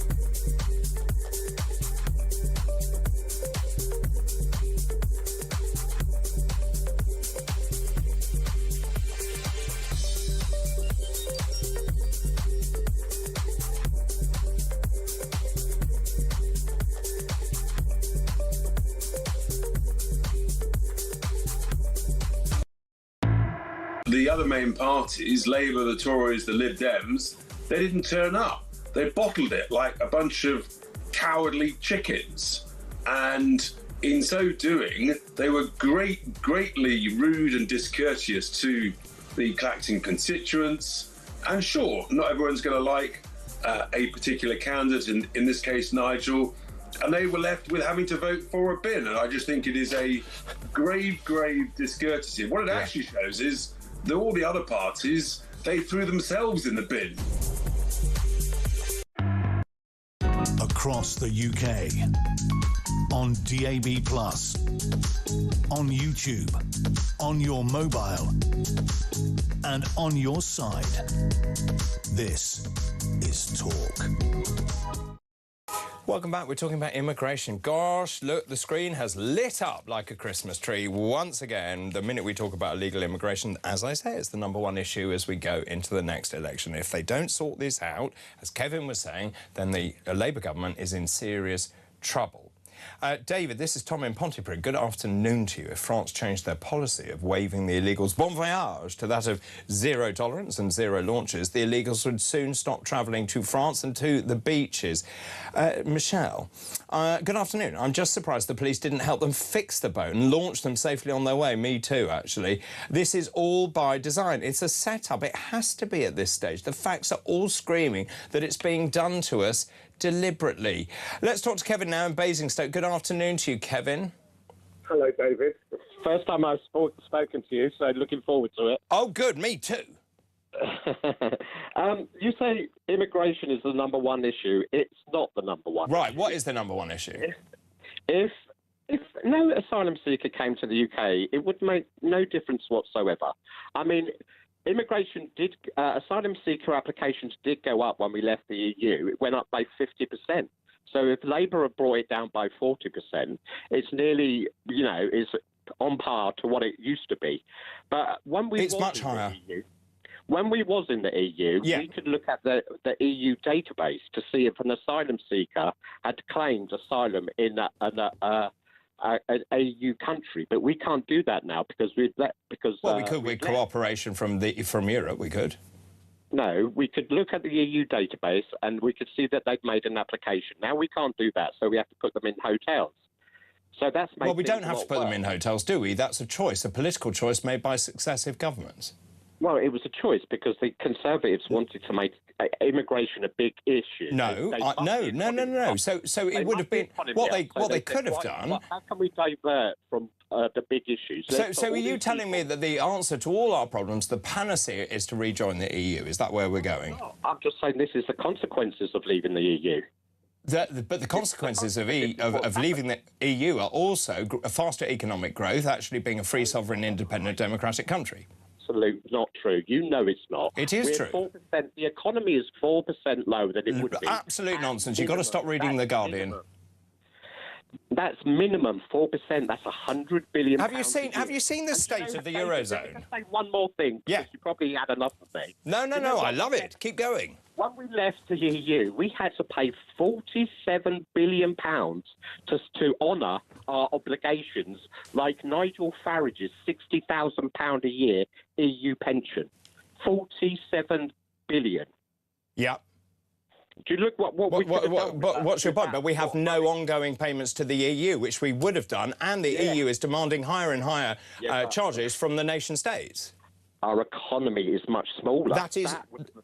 But the point, but you're conflating two very different arguments. We asked a simple question to the British public. They voted to leave. We have left. So let's find solutions which go from there, not revisiting history. I have got a solution. Come on, then. Join the single market. Oh Lord! Really? If we join the single market, that would boost the economy by at least 30%. Why don't we actually make sure that we actually increase our international trade with our trading partners across the world, the growing economies, like, for example, India? David, most countries trade with their nearest neighbours. Their nearest neighbours, our nearest neighbours, happen to be some of the wealthiest people in the world. What, the Eurozone? We make trade deals with African countries, but they don't buy the things that we sell. What about the United States and Canada and India, the Commonwealth countries, a third of the world's population, which we can trade with? Why haven't we made a trade deal with America? We have. We've done trade deals with other constituent countries. But the point is, going back and revisiting history is not the answer here.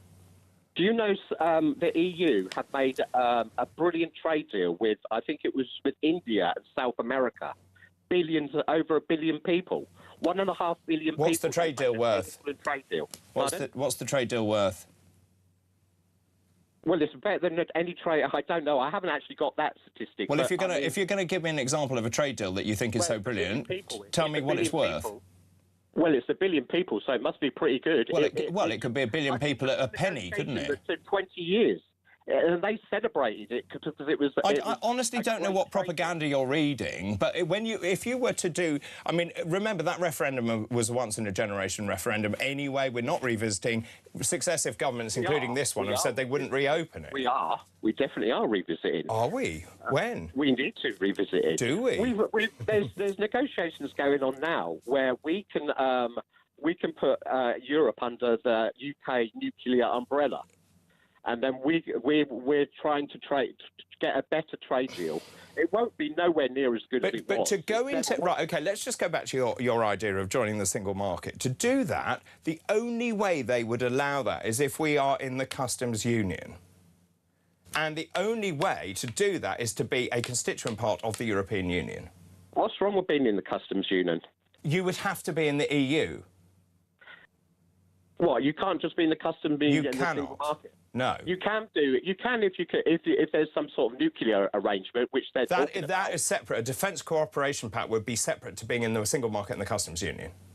Yeah, but they're using it as a sweetener. They're completely different.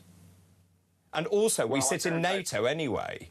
So I think that's based on a false premise. Well, that's not what I heard. I mean, I've read something different. OK.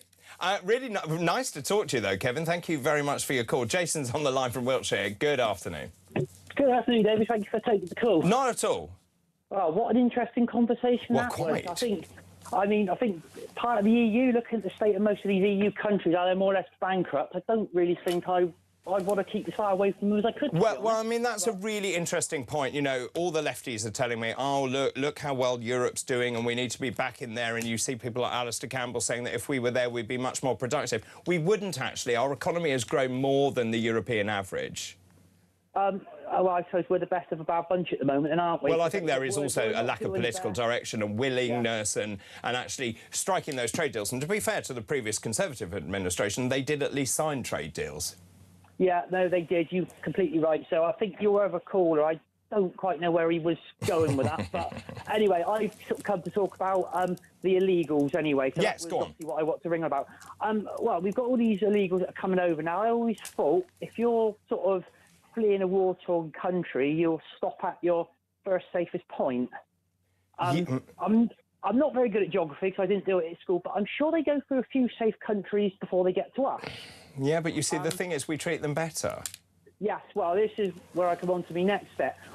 We're paying France all this money for them to stand on the sort of sea line and wave them goodbye. That's right. Another method, I think, which might work is we start to revoking fishing licences to them. We've gave them licences to fish our waters. Yeah. Every boat it comes over, what should we take, 200 licences back? No, but seriously. Yeah, well, I mean, it would focus the mind, wouldn't it? I mean, if you have somebody in power, should we say, has got the balls to do it, i.e., I could see Nigel Farage sort of coming out with something like that, it might make them sort of open their eyes and think, we've got to do something here. You see, I think the issue here is the lack of political will. Successive governments just haven't been strong enough against the French, who are playing us. Oh, yeah, they're playing us by a long shot. But again, you're talking about successive governments. We haven't had a proper Conservative Party since Mrs Thatcher. What we had with the Tories last time, I mean, they were in coalition one point with the Liberals. But as they've gone on, the Tories, for their long reign, they haven't been Conservatives. To me, they've been quite liberal themselves. They didn't want to do nothing. And as far as what we've got in now, they definitely don't want to do nothing. I agree entirely. I think you're absolutely right. Really good to talk to you, Jason. Thank you for your call this afternoon. Simon says, this is all old poo. The EU have refused asylum. The EU, like the UK, are not deporting them. Most of the drugs, the criminals and the murderers. Now, this one, gosh, this is getting very personal now. Paul in Southend, good afternoon to you. David, history tells us we can't trust the French. Don't they realise if we stop the boats getting here, the immigrants would be invading their coast? Keep all of those messages coming in, please. Also, on our main topic this afternoon about social media, is social media destroying childhood? What can we do about social media? How do we prepare kids for the images that they're going to see on the internet? Again, touch 0344 499 1000. You can text the word talk and your message to 87222. You can also message us on X at talkTV. Now, after the break, I want to talk about the stock market. Not something I know a great deal about, but there is a very good article, and I've heard from very clever financial people saying the stock market is ready to crash. We are in danger. I'm going to be talking to Justin Urquhart-Stewart after this break. This is Talk.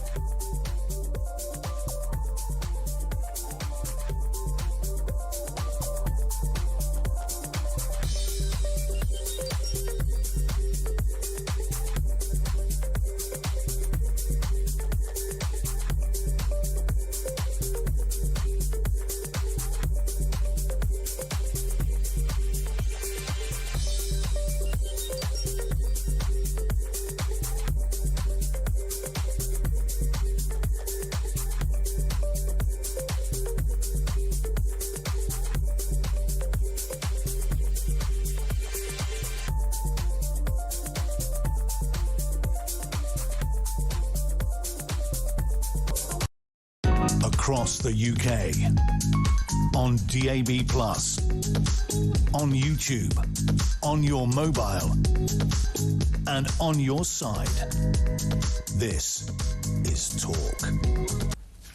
Welcome back. 2:30 already, Tuesday, August the 18th. Lots of messages coming in. I want to talk about something completely different now, if I may. And this is something that someone said to me in passing, and someone who used to be a trader, you can guess who that person was, someone who used to be a trader, who is now in politics. Anyway, I'll let you guess who that is. The headline that caught my eye, and this is in the Telegraph Business, this chart says the stock market is ready to crash. Now, usually when numbers shoot higher on Wall Street, it's a reason to celebrate. But this is not how Jonas Galtman, who is the chief markets economist at Capital Economics, feels when he looks at one of the most feared charts on the stock market. It is something which I've learned about over the last 24 hours called the Shiller price to earnings ratio. He says it is worrying. The metric is on track to end the month at its highest level since August 2020. Now, what happened in August 2020? It was the dot-com bubble. Now, the Shiller PE ratio is a fear gauge, essentially, on Wall Street. They watch it. It sounds esoteric, but it has become one of the most important numbers in the world. You should care about it. It tells you whether we are in a bubble and whether we are about to see a stock market crash. The reason that's important is it will have impact for all of us in terms of our economy in this country. Now, the last time it was this high, in August 2000, was in the throes of the dot-com bubble collapse. It was hitting record highs when applied to the S&P 500. That's the benchmark stock index. Now, this metric finished 40 points for nearly 2 years higher. 1999 to 2000 had never been that high before. Also, it did it again in 1930, and that was when we saw the Wall Street crash. No, I don't know enough about this. Let's find someone who does. Justin Urquhart-Stewart, who is a very clever economist, joins me now. Justin, it's been a long time. No, good to see you, David. Welcome back. Nice to see you too, and I'm very pleased to see you have your trademark red braces on. Oh, well, quite right. I've got to keep my trousers up somehow. Well, that's right. Now, look, so this started because a number of people who work in the city have said to me, we're in deep financial trouble. And they said, we are going to see a bubble burst. We are, just when you look at what's going on in the economy, when you look at the Shiller index, it's something that then caught my eye. Could you explain to people, is this right to be concerned? What are we looking at? What does this sort of look at, and what does maybe it show us in the near future? Well, look at the headlines we've seen over the past few months. One of the really hot areas people have been looking at is AI. And AI, an awful lot of people don't actually know what it is. Some people who really know should know better can't even spell it. And its impact. But there's an awful lot of effort and money being put into the opportunities coming out of AI. And you've seen the big tech companies in the States seeing their share price go up quite astronomical levels in areas where they're not making any money. So you've got share prices going up, and yet in businesses which frankly can't actually support it. And that's what this index does. It starts to, when things get out of kilter, as you referred back to the dot-com boom in the year 2000, that's exactly what we saw then. So the answer is, are we going to see a crash? And the answer is, well, at certain areas of it, yes, you will. Because what you're going to see is the overhyped, overheated markets will eventually, someone's going to turn around and say, I think the emperor is looking somewhat sartorially challenged, this price is going to go down. And that then has a knock-on impact, and that's how you end up with a crash. However, what you will also see, compare the markets. In the States, you've got a market which is very, very heavily weighted towards high-tech stocks and all the various ones that we've had over the past few years. And, a great concentration of value. About 60%, if you look at the S&P, is actually focused on these tech areas. You look at somewhere like the United Kingdom, where in the past we've been criticised for being slow in these sort of things. Sometimes the state of our stock exchange, frankly, I think they do deserve a lot of criticism. But we are a much more international market with many more other types of business. A lot of mining, a lot of businesses in the financial services interest, not so much in terms of tech. So we've seen rises in there, but nowhere near to the same scale. And in fact, we've seen actually areas being hit because of what's happening politically in the Middle East. Concerns are not just in what's happening with the price of oil, but also a concern with the war in Ukraine as well. So those risks are there. So in London, you're unlikely to see that same bubble burst. But if it does burst in the States, there will be a ripple effect elsewhere until you do get affected by it. Sorry. A key thing just to remember, though, with this, it's very easy to say, it's gone too high, it will go bang. The prices are not, they will not, can't carry out these levels. But good stock market investing is not listening to silly gits in red braces telling you to which stocks to go buy tomorrow. That's known as horse racing. Actually, what you do is you invest for the medium term and you compound out of the earnings, your dividends being reinvested the entire time. That's actually how you get wealthier, and not actually just trying to call whether it's going to be a bubble bursting or not. What you should be doing at the moment is, and what good fund managers are doing, is building up more cash because the risks are higher. We're coming into the autumn, which is the season of storms, not just meteorological ones, and you'll have to be very careful because remember, those stocks which are this year's fashion fads are next year's tank tops, and so be wary. The ones which are getting the most write-ups at the moment are the ones you avoid. Equally, you don't necessarily go to the ones that are bombed out. Time to just sort of sit back, keep your investment manager should be keeping more cash aside. So when the market does drop, you'll be able to actually go and take some advantage there and pick up perfectly good stocks, but at a discount. Welcome. There'll be an autumn sale coming through. No one's going to tell you exactly when it is. What you don't want to do is sell out of the market completely because you can't time the market. It's time in the market. If you actually want to have a decent betting time, you can pick on a few stocks that you can actually follow and watch them grow. But for most of us with our pensions and things like that, you broadly spread the investments, not just in stocks and shares, but likes of gold and commodities and property. And that's how you actually make money. It sounds dull, but it sort of works. And you see over my career, the times I've tended to lost money is actually in a position where I'm not invested, or gone completely to cash, and you end up missing out on the recovery. You look like an even bigger fool. So can I just interject and then just broaden this out into the economy in general? Because obviously we've had a previous chancellor who liked to borrow a lot of money. We've got a budget coming up at the tail end of this year. They're going to borrow even more money. When you look at our national debt, it's now above £3 trillion. Labour is now borrowing £4,000 a second. Just let that sink in. £4,000 a second, that's £369,000 per day. Our benefits bill is £333 billion every year, and we've got 6.6 million people on out-of-work benefits. I mean, it's unsustainable, isn't it, at this rate? It's totally unsustainable. We're living beyond our means. So anybody would turn around and say, you can't carry on doing that. Now, Britain actually does have one interesting position. 20% of our debt, our government gilt market, is actually owed by the government, rather perversely, because of something known as quantitative easing. Yeah. So rather perversely, actually we end up, the government technically could actually receive about 20 billion of coupon dividend payments from gilts to pay to itself. Now, it doesn't quite exactly work like that. However, there's an awful lot of action that can be done without costing the government a huge amount of money. It isn't very difficult, this, but then again, you are dealing with politicians who have no experience on it. You could actually go to those areas in the UK economy which are already in a position where they are succeeding. High-tech businesses. We've got 40-odd hubs in this country, high-tech hubs, producing great companies, but they get bought by the Americans. They ship them out.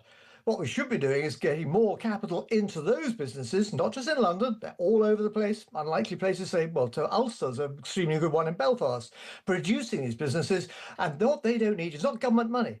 You can do this with incentives, things like enterprise investment schemes, which gives guarantees to businesses in terms of big capital being raised. So if they go bust, actually the investor can actually protect some of their wealth there. That works without actually costing the government anything, unless the companies go bust. Some do, of course they will. But this is an easy thing to do without increasing debt. So why not do that? The trouble is, unfortunately, what they're being advised is by people at the Treasury who, again, don't have a great deal of experience. I would agree totally with that. And also, just to look at broader measures, for example, it seems to me the government, and under Starmer, did everything they could to cripple businesses. You talk to any plumber, electrician, people who employ any small business, for example, the employer's national insurance rise from 13.8% up to 15% was a disaster. The energy costs are a disaster. Oh, who would run a steel company in Britain when you have to pay... No one, because you're paying 20% more for your basic fuel here than anywhere else in Europe. So of course you would start here. You wouldn't. Why would you actually put a tax on jobs when you want more people earning? If you're earning, you're paying tax. So put national insurance up. What? Are you mad? And this is basic common sense. And this is why I get so frustrated with these people, is that they're being taken in by areas which say, right, what we must do then is have to put more tax in here. Actually, no, don't. Actually, reduce the tax. Perversely, as we've seen in the past, in key areas, particularly with regard to income, you actually get more tax coming in. And so you encourage people there to give them that vital word in the economy, confidence, to actually say, actually, we've got some good businesses here. We have areas that we can actually get foreign investment as well as domestic investment in, make it worth their while, and actually celebrate the fact that actually we can create wealth. Create wealth means you can actually earn more money from taxation. You don't get wealthy by increasing taxation. Of course. And finally, if I may just ask you, for people listening to this who may have some modest shares, for example, who own their own home, we are seeing landlords deserting the rental sector because it's increasingly difficult to offset anything. Yep. I was talking to someone yesterday saying the London housing market is absolutely down the drain at the moment. You can't actually sell a property because no one has any confidence in what is going on. How worried should we be about the state of the economy, our savings, and what the government's going to do next? Right, we should be concerned over things like the property market, because bear in mind, property is not very liquid. It's never an easy thing to actually, even in good times in markets, it takes time to actually sell a property and buy another one. No, what you've got to be looking at, therefore, is where can you see areas of growth. Now, most people with their pensions have probably got them in, a proportion will be in government debt, but they'll be in longer-term investments in things like financial services, oil, mining, and some of those will be hit by an economy that's slowed down. But good news is actually, because the UK market's generally much more international, it's only a proportion of that will actually get hit. So the answer is don't panic with this. You've got to be able to see if you can get returns of, say, 6 or 7% on your investments over time. If you can do that, well, 6 or 7%, that means your money's going to be doubling roughly every 10, 11 years. May not sound very exciting, but for family pension funds, do that over 10, 20, 30, 40 years. Well, that's how you build up assets over time. If you want to have a short-term punt on the market, well, that's, I say, a punt, no more than that. You only do that if you can afford to lose it. When you're running long-term money, rule 1, don't lose the sodding stuff. Rule 2, refer to rule 1. Justin, thank you very much. Always good to talk to you. I've missed our conversations. That's Justin Urquhart-Stewart, who is an economist with marvellous red braces. Right, we'll take a break. Lots of messages coming in. This made me laugh. Paul in Southend said, can we please have one of those alerts every time Angela Rayner is about to open her mouth? This is Talk.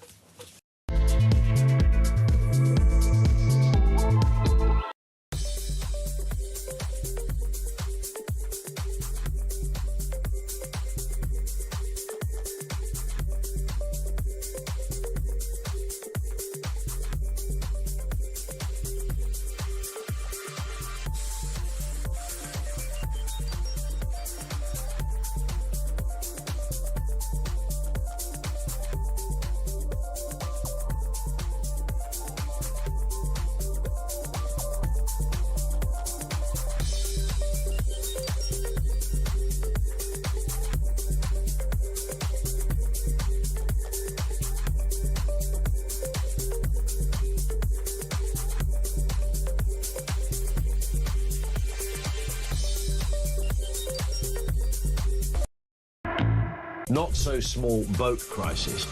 And there's a picture of the boat, and they've got a little wording in a little circle that says picture continued on the back, and they've actually put it's so big they've put it across the front page and the back page of the newspaper. I mean, this is absolutely huge. It is. By definition it is. And they're getting bigger all the time. What's not really sure that you can call it a small boats crisis anymore. It's a 49-foot dinghy.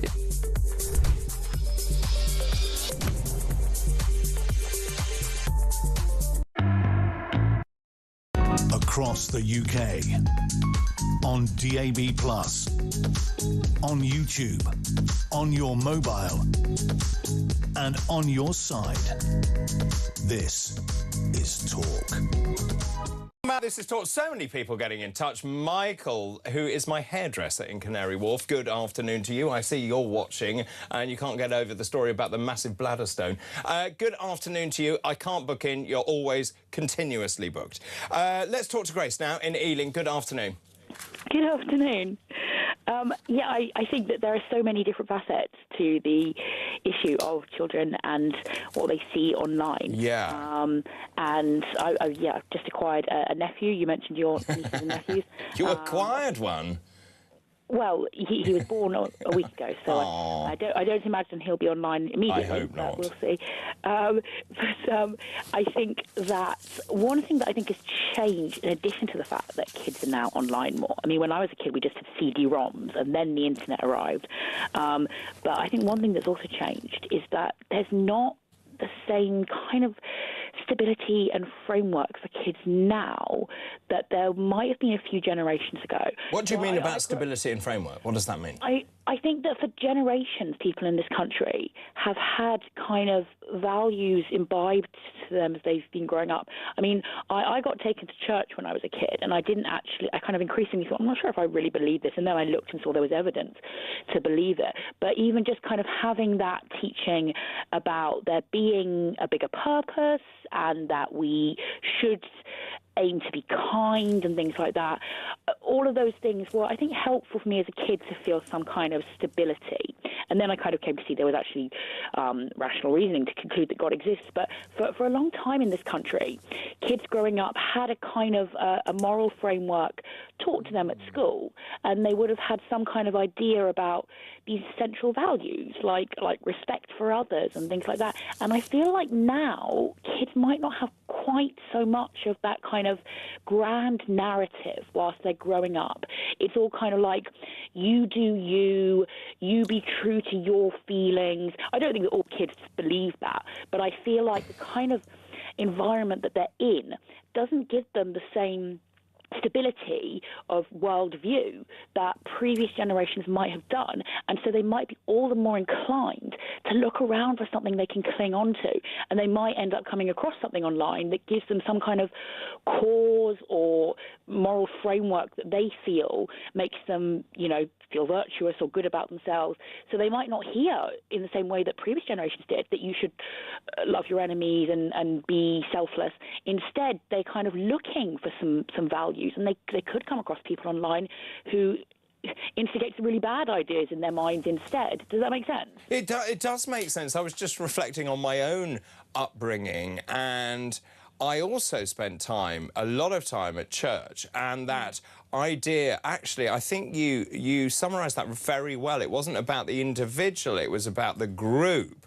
And I think society, or certainly social media, and the need to have everything, whether it's the latest smartphone or the latest trainer, is all about you and self-gratification rather than the collective group, if that makes sense. Yeah, very much. And I was watching a bit of a documentary the other night about how advertising became more and more prevalent all around us over the course of the last century, and how there was a lot of kind of psychology within how some of it was designed, so that people have shifted over the course of the last century gradually from having these communal ideas to being fed these ideas more and more, and we've got even more now because of the small screens around us than people did when they just had TVs.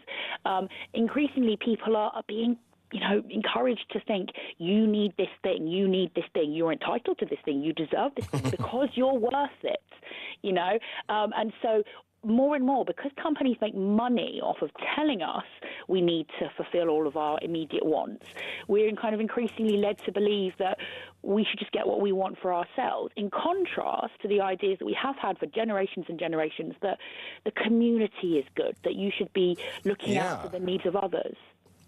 I think that's right. I think also the way that advertising is focused on people, again, it's changed. When you look at young people, they have no attention spans whatsoever, and I'm just wondering if the imagery they're seeing is it's gratification so quickly, because people won't stay with a video for more than 20 or 30 seconds. We know that back in the day when I was doing long-form television, 30 minutes was a very short programme. Now you'd be lucky to get past 7 minutes. Mm.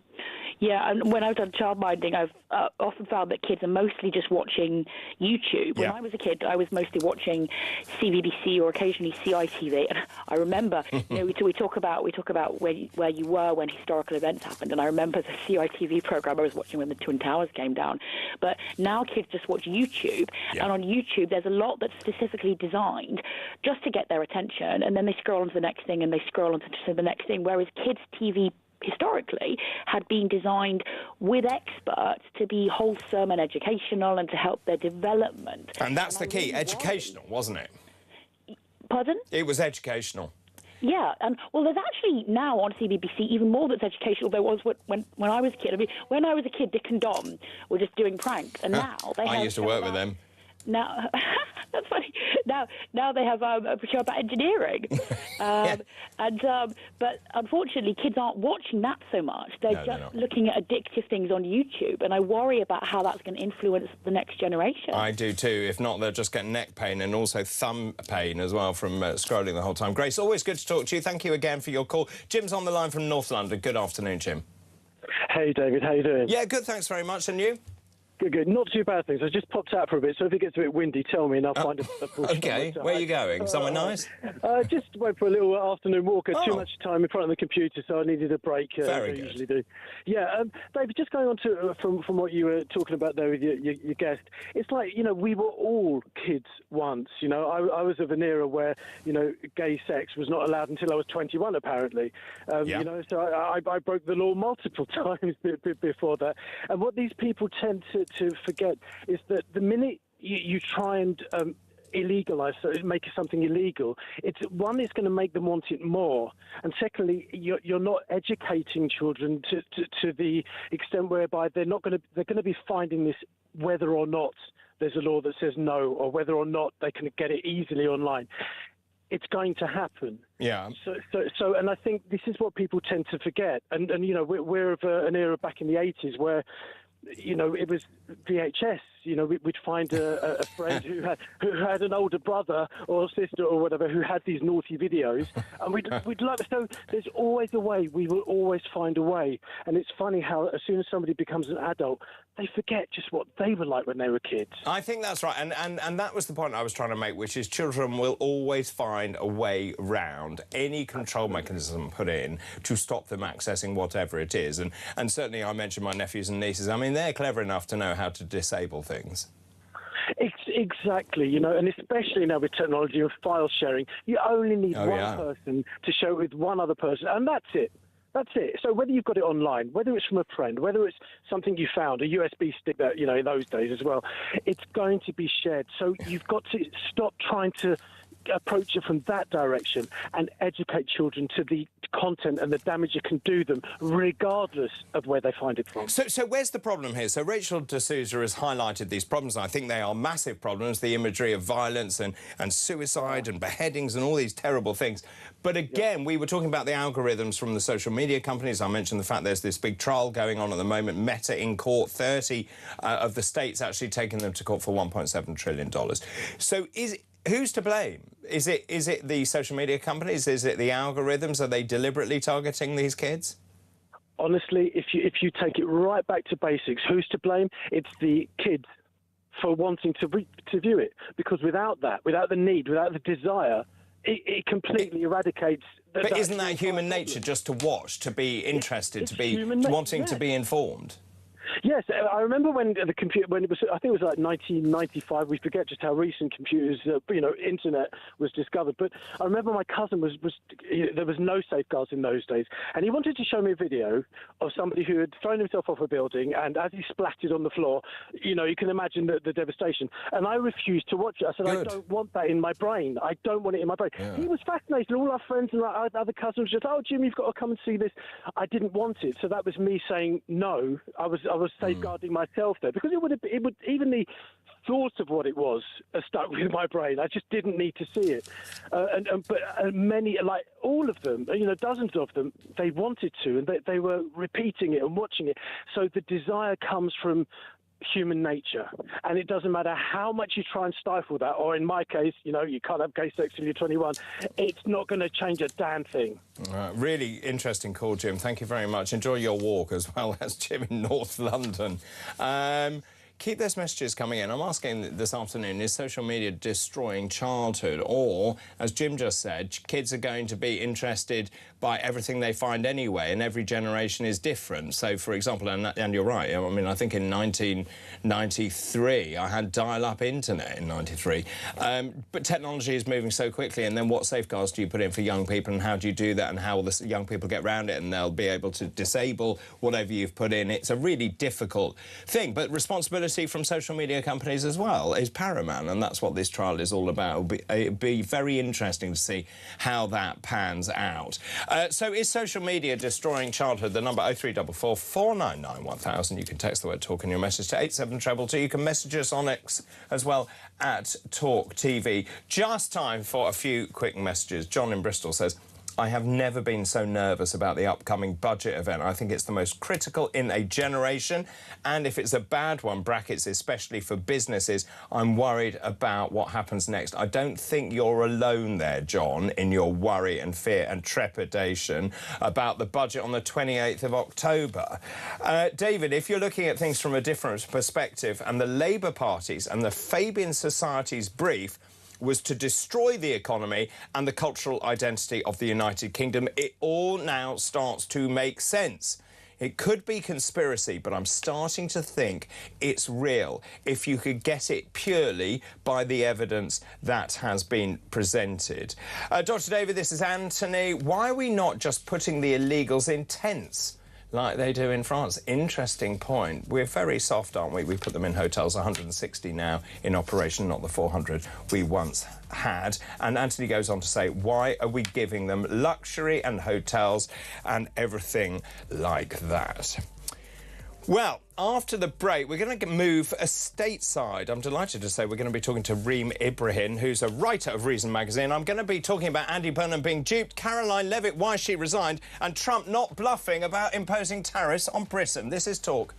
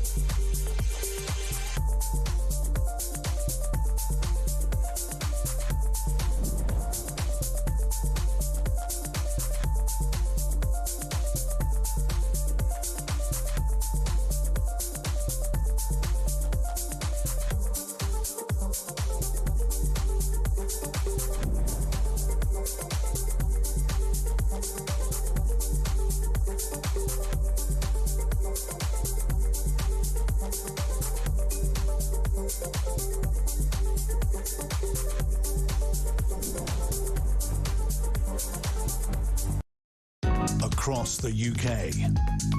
On DAB+, on YouTube, on your mobile, and on your side. This is Talk.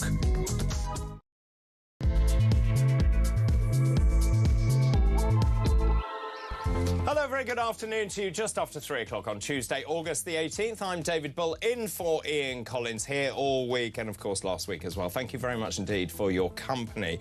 Let's have a look at the headlines making the news at this hour.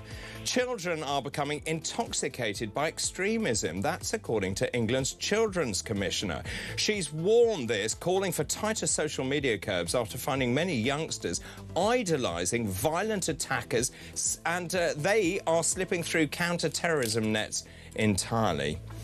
A dinghy crammed with up to 100 migrants had to be towed to safety by a jet ski after its engine fell off just off the French coast. Police filmed what happened, simply watching as passengers clambered aboard the dinghy.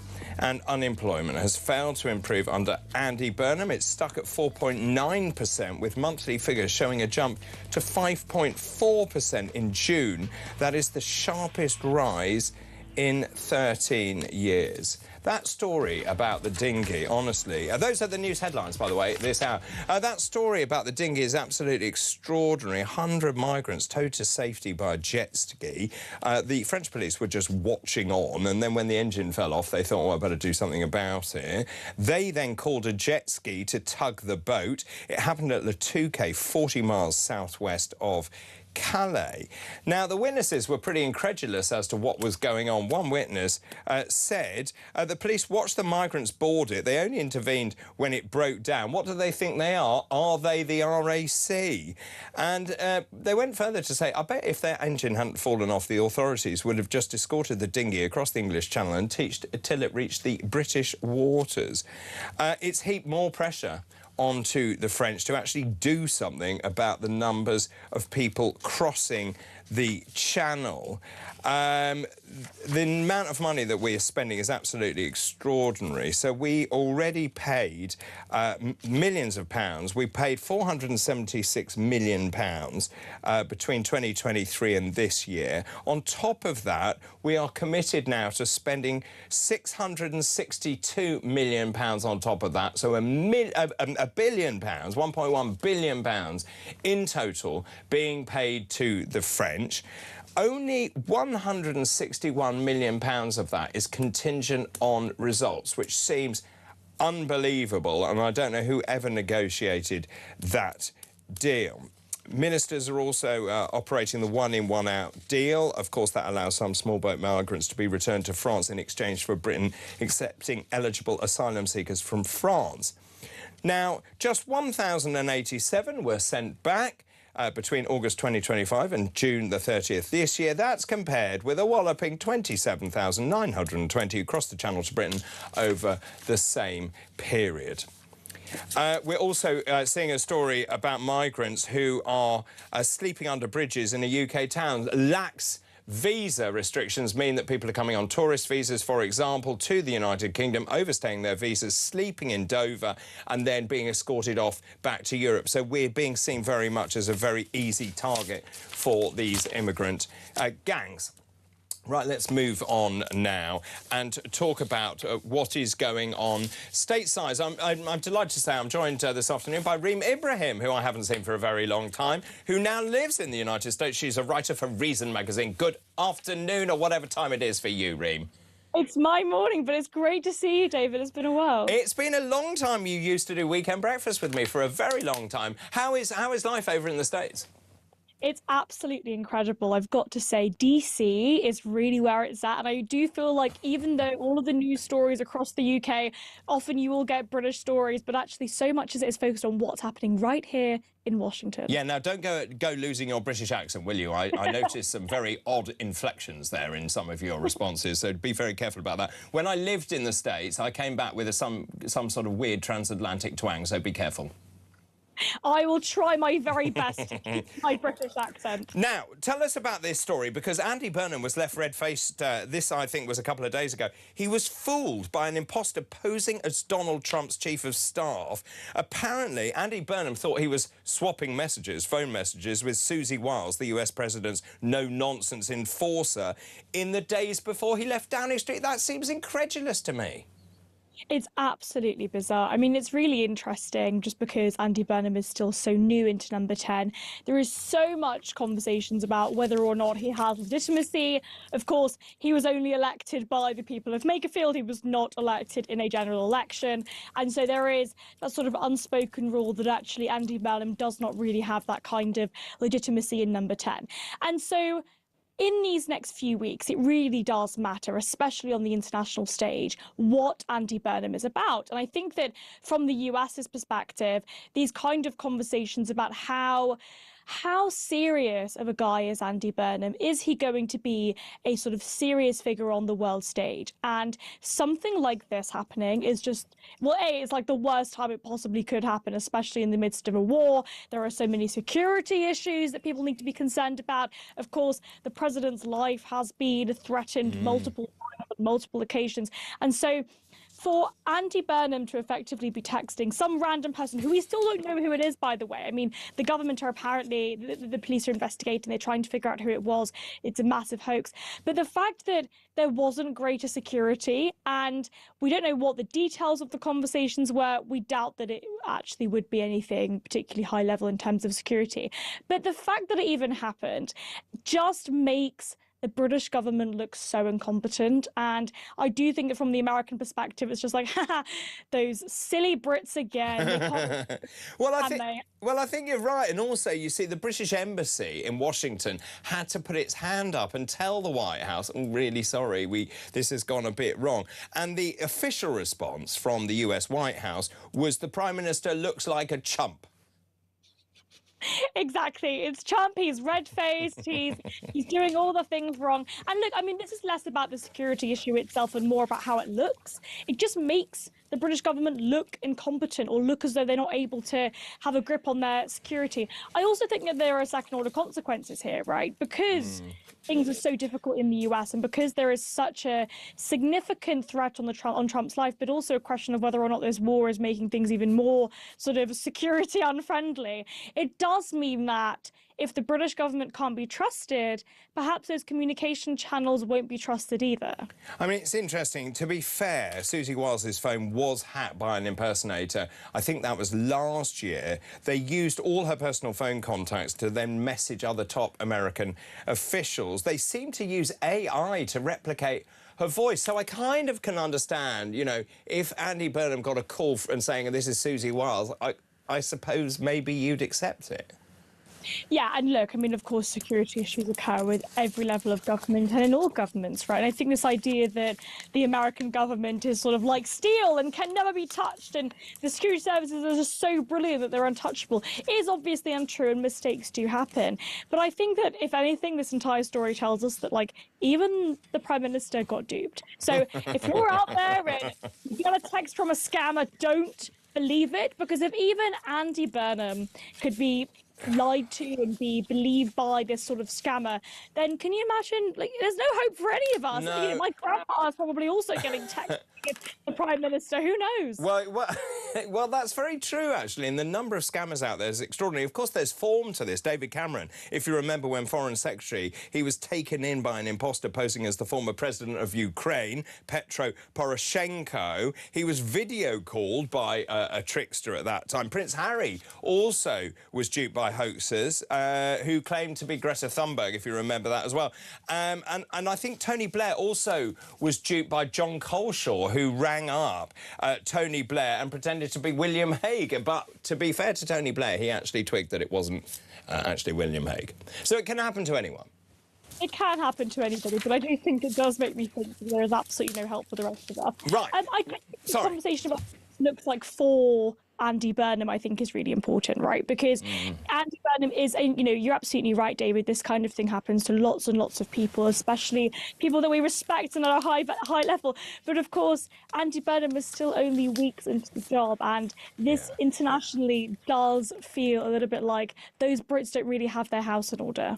Yeah, let's move on now to this extraordinary story I did last week. This is when the US president, there was a risk to his life, and he boarded Air Force One, waved to everyone, and then went inside. But he then escaped through the meal cart, went down, boarded another plane, and left separately. And left all the journalists on what they presume was Air Force One, which is a call sign, so therefore was no longer Air Force One. But anyway, there are a lot of allegations that this is the reason that Caroline Levitt resigned, because she was left on that plane without being told that President Trump had left. Is that true? Well, obviously, we have no idea what is true and what is not true. This is all speculation. It does sound as though, you know, every other president in history has gone through quite a few press secretaries, especially because the job is so tenuous, and it is, you know, it is extraordinarily amount of pressure, especially when, I mean, the fact that Caroline Levitt, you know, whatever you think of her, and I don't necessarily agree with her politically, but that aside, she is a 28-year-old woman. It's amazing. I mean, it really is. You know, the feminists talk about girl boss. She is a girl boss, okay? She literally did that job, one of the most high-pressure jobs in the entire world, and she did it whilst pregnant with a family. I do just think, you know, at such a young age of 28, she has done such an incredible job, you know, whatever you think of her. But also, every president goes through quite a few of them. So President Biden went through 2 press secretaries. This is, of course, you know, we're more than halfway through Trump's second term. And the fact that Caroline Levitt has now decided to step down is really not out of the ordinary. I don't think, personally, and I have no evidence for this basis, but I don't think it has anything to do with the Air Force One fiasco. No. That particular issue is, you know, it was there. They did it effectively to stop the president from having the information about where the president was. There was nothing wrong with the plane. I mean, the plane was a gift from Qatar, right? Yes. There was nothing physically wrong with the plane. My understanding is that the reason why they lied to the public about what plane Trump was on was because it was about the Trump's location, right? It had nothing to do with the plane having something on it. Otherwise, they would not have let all of the journalists and all of, you know, if Caroline Levitt was indeed still on that plane, they would not have kept them on that plane. It was nothing to do with the plane. It was all to do with trying to dupe the public into where Trump actually was physically, so that they could mitigate the risk that they believed was possible. Yeah, I agree. I mean, I have to say, on Caroline Levitt's behalf, as you say, what a woman. I mean, to deal with the media in the way she does, I would not want to cross that woman. No, absolutely not. And you've got to see, you know, it's not as though she had absolutely no mistakes. I mean, there were a couple of times where she was asked questions that by journalists, and she was sort of tripped up by it, but it was really quite a rare occurrence. And in terms of when you compare her to her predecessors, many of whom were far older, far more experienced, and of course, you know, not to do the gender thing, but of course a lot of them have been men, right? And the fact that Caroline Levitt showed that actually you can be a family woman, you can have a child, and do all of those things, and also have an incredible career.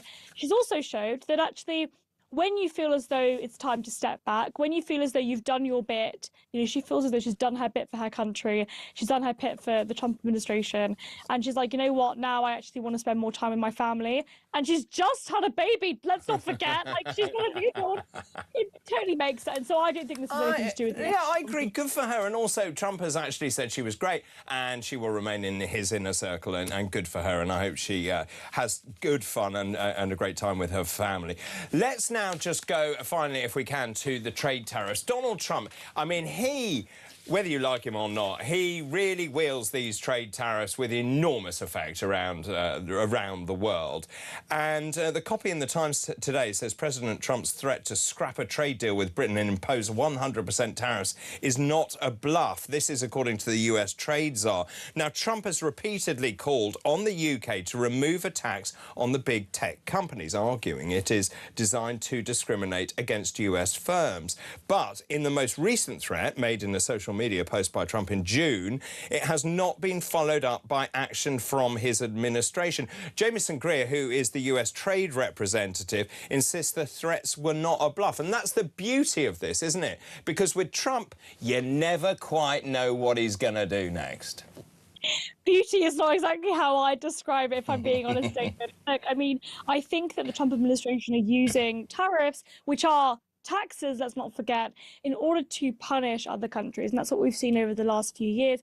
It's also what he did in his first term, but this term has been far more punitive.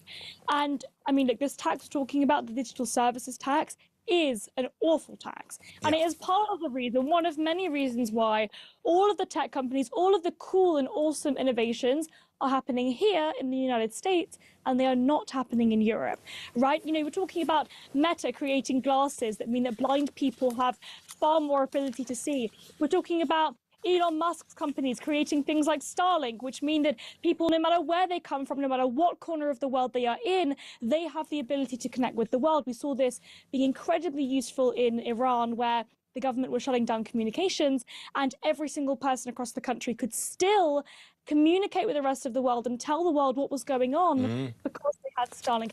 These technological advancements are only occurring in America, and they are only occurring in America because the system allows those companies to flourish. They do not look at profit as though it is a dirty word. It is something that is to be celebrated, to be a success story. And actually in Europe, we just want to punish them.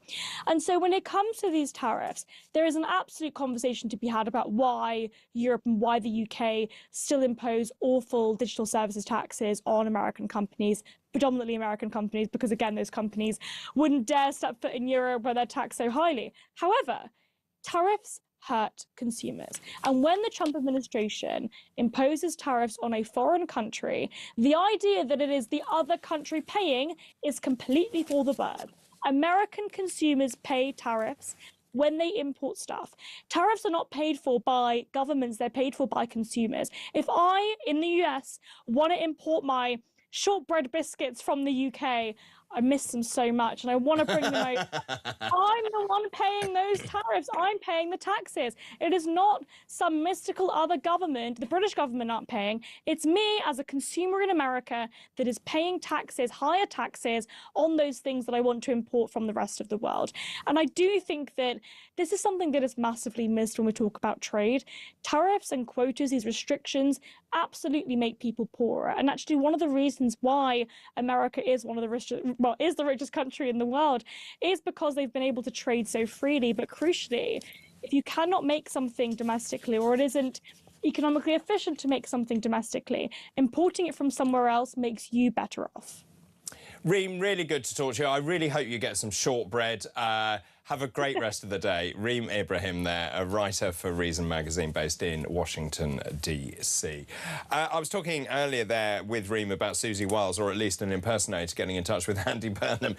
This is Nikki in Bristol saying, David, absolute comedy gold. Unelected King of the North, Andy Burnham, fresh into number 10, starts texting what he thinks is Trump's top aide, only for it to turn out to be some random pretending to be Susie Wiles. Gets properly ghosted by a fake before he even realises. Security briefing of the year, that. What a complete tool. Nikki, thank you very much indeed. After the break, your calls, thoughts, messages. This is Talk.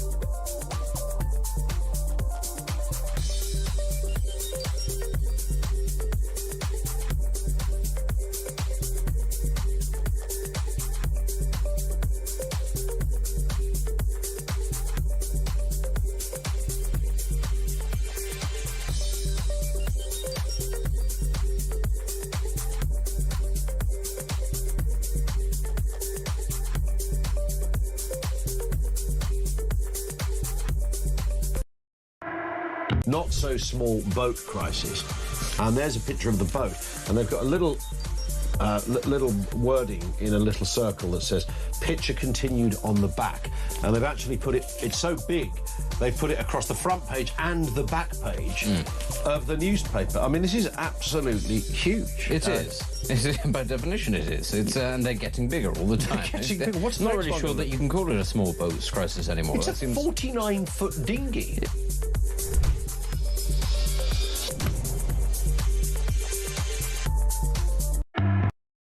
Across the UK, on DAB+, on YouTube, on your mobile, and on your side. This is Talk. Welcome back. David, good afternoon. Great show. Thank you very much indeed. This is Dave in London. Considering the amount of money we're giving the French and the lack of urgency in stopping the boats makes you wonder who is financing the illegal immigration, the French or the UK? Good question. David, good afternoon. Congratulations, Britain. After years of waiting, Labour has finally delivered the economic miracle we all deserved. Higher taxes, rising energy bills, record migration, the exciting new national pastime of watching public services shrink whilst the deficit grows. And the best part, they're doing it the proper Fabian way, slowly, politely, and with endless committees, so you barely notice the country being strangled until the last light bulb actually goes out. It's truly visionary leadership, destroying the UK one fairness policy and one incremental socialist step at a time. What a brilliant message that is. Thank you very much for that. Let's talk to John in Leicester now. Good afternoon, John. Hello, David. This is the first time I've ever called a radio station. Yay! So, I may not be that smooth. You'll be very smooth. But I have to say, I always enjoy your show. It's always I think it's stylish, very affable, and I enjoy the humour as well. Oh, that's very kind. Thank you very much indeed. That's okay. To get to the point, regarding the small boats and the money was giving to the French police, my idea as a kind of, maybe it's not a complete solution, maybe it's a bad idea, I'm sure you'll tell me right off the bat if it isn't a good idea. Instead of giving them £600 million or whatever it is to puncture a boat, why don't we spend the money on buying French hotel capacity? In other words, putting up migrants in French hotels for, say, a few months, on the agreement that they do not try to come to England, Britain, and apply for asylum, may perhaps give them some start-up money so they might be able to start up their own business in France or in the EU, and also employ some biometrics so we know who they are if they try and pretend to be somebody else, if they do try and come across. So the idea would be we move the pull factor to France and the EU. OK. Good idea. Number of issues with it, I think. First of all, aren't we enticing people into France then by the offer of accommodation? So you've got a pull factor. They're there already, aren't they? They're there already. Well, those ones are, but they then phone their mates back in Sudan. Yeah. But the thing is, when they come to this country, the French think it's no longer our problem. True. If they don't come to this country, it's no longer our problem. OK, let's just look at actual numbers. So I said it's about £1 billion. Well, last year, the cost of a private asylum accommodation in this country was £2.7 billion, 3 times higher. Right. So, I mean, look, I quite like it. Gives them a taste of their own medicine. The idea is that we would do it on a short-term basis. Because they wouldn't come here, they wouldn't need lawyers, they wouldn't need to go through the interminable appeals process, which they utilise. And so there would be all sorts of extra savings. I mean, I really like it. I mean, certainly it would focus minds, wouldn't it? Well, yeah, but the other thing is that it might make the French a little bit more open-minded about working with UK. And the other thing, of course, is my problem with a lot of, I think, the people on the left about this is that nobody seems to be looking to the future because they will keep coming unless some sort of demonstrative action is taken. Now, the thing is, we can't be cruel. We can't, this whole thing about bringing in the Navy and sinking boats or whatever, trying to push them back to shore is going to be difficult, isn't it? So I think we have to kind of box clever. So I think the thing is that if we offer them something that they may want to take up, and if the main thing that they want is a big freebie like a hotel stay and a little bit of cash, why don't we give that to them on French ground? Then the French can think, well, they're going to stay our problem, so we'll have to take direct action vis-a-vis the rest of Europe or with states in the north coast of Africa or wherever the sort of difficult points are, and there'll be a sort of a complete realignment. So how long are you paying? How long, if you're the British government, how long are you paying the French hotels for? Well, per person, and this will be for young men, by the way, because we have a problem with the young men, don't we, more than women. So we would offer it to young men. Perhaps we ought to have some sort of particular station to review applications from the women with children. But say if we gave them per person, say 3 months stay, but on the proviso that they do not attempt to come to the UK, do not attempt to ask for asylum, because if they did, they'd be in a safe place with accommodation paid for and with a bit of money in their pocket. So why would they? So we wouldn't be doing them an unkindness. I like your thinking, John. I like your thinking, and thank you very much for calling us as your first call ever. And thank you very much indeed for your nice comments as well. Message. Hi, David. For the illegals, why not knock up a couple of big camps with armed guards in the middle of nowhere, like the middle of Dartmoor or other moorlands, for example? And like that high-security prison in El Salvador, you jam the mobile phone signals within a 5-mile radius, remove their property until their case is decided, or they choose to go back to where they came from. All they get is basic food served in the same way as in prison. No exceptions as to who goes into the camps. If you come here illegally and that's where you go, you'll find the boats would stop overnight. Kevin, thank you for that. So we're talking also this afternoon about Rachel D'Souza, the Children's Commissioner, saying, this is a big report, saying children are becoming intoxicated with extremism on social media. Children are being shown images of weapons which they're sharing, of violent images, of suicide, of things like beheadings, can you believe it? And her report, which is published today, says she's deeply concerned that kids are being drawn into radicalisation that don't have any left or right-wing ideology or necessarily religious ideology either. But it's not covered by the PREVENT programme, and she's just worried that a lot of these kids are being shown images that then change the way their brains are wired, and she's concerned about what happens next. It puts more pressure on the government, of course, to do something about social media. And the question I have for you this afternoon is social media destroying kids' childhood? Should we ban it completely, which is what the government wants to do?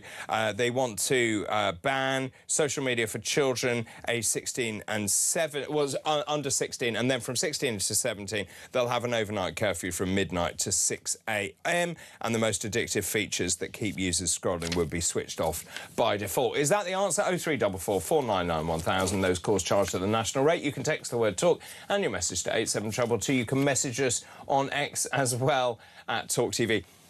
Lots of messages coming in. Earlier on, I was talking to Kevin and we had a rather rumbustious conversation about rejoining. He seemed very keen that we should rejoin the EU at all costs, and he kept saying the EU Eurozone economy is much higher, which it isn't. And this one has come in saying, hi, David, looking dapper as always. I don't think your caller, Kevin, will be so keen to rejoin the EU next year when every neighbouring country like France and Spain and Italy are all looking highly likely to elect far-right-leaning governments next year. Good point. That's Sarah. Good afternoon, Sarah. Thank you for that.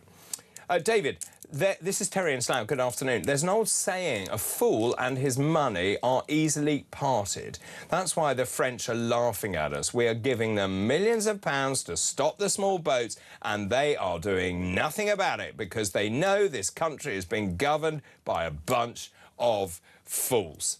So there you have it. Right, after the break, I'm going to be talking about our obsession with the British weather. We have had weeks and weeks and weeks of droughts, extreme temperatures, and now Britain is braced for floods. What joy. Joining me will be John Ketley, the legendary weather presenter. This is Talk.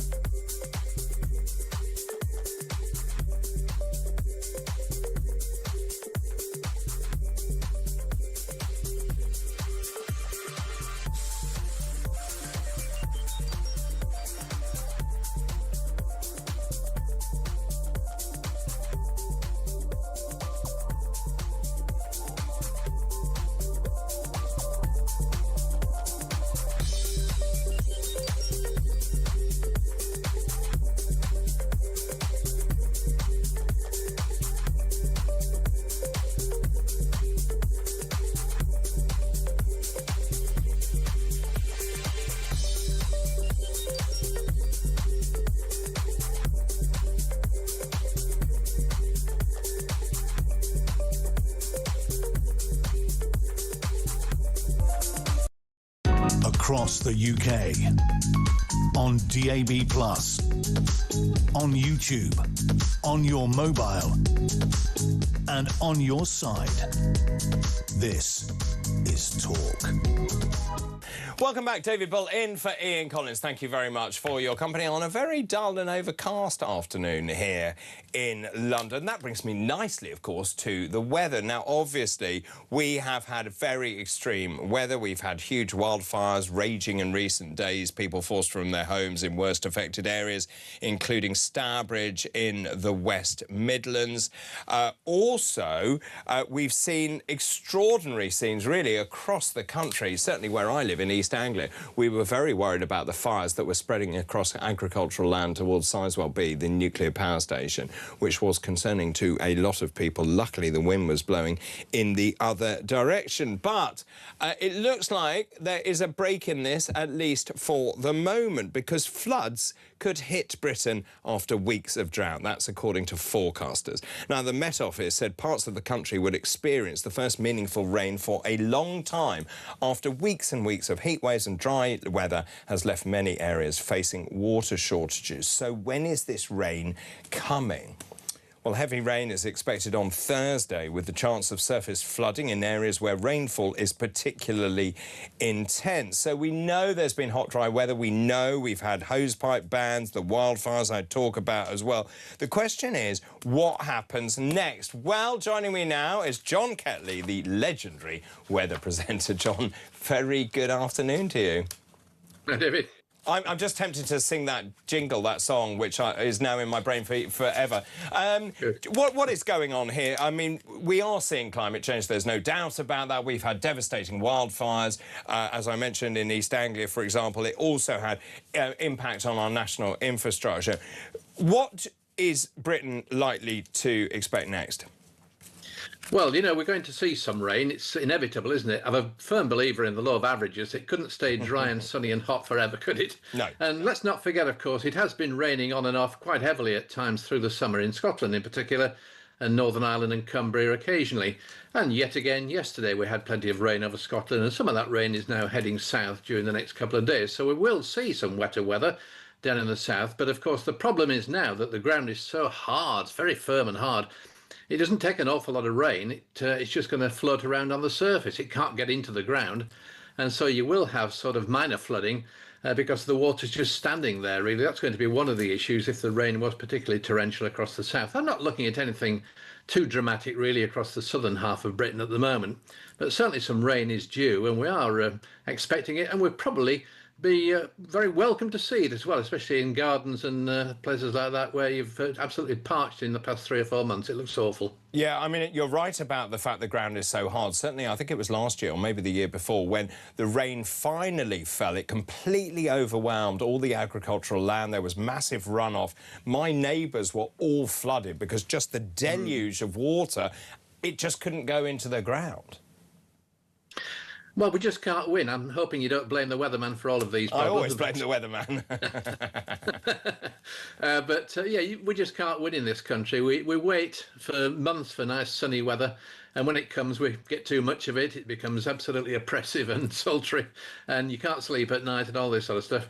So it is a bit of a problem, bit of an issue, really. But as I say, it always breaks down eventually. The rain will come. And we are going to see some of that wet weather. Of course, that wetter weather that's been across the north in the past, well, 3 or 4 months. I mean, we started our heat waves back in May, which was extremely early. Even in a normal good summer, we probably get the good weather coming along during June, if anything. So to get it as early as May was very unusual. But again, as I say, Scotland didn't really get that one. They tend to get some very good weather actually in the springtime, especially over northwestern Scotland, and that's when the high pressure's sitting in the wrong place as far as the south's concerned, and we get the cold winds off the North Sea. But it's been a very funny year, and it doesn't mean to say it's going to be the same next year, David, of course. This is the issue with my particular subject. No 2 years are ever the same, no 2 weeks are ever the same, so it keeps us on our toes, and nobody can start making a forecast that, well, this is a sign of things to come.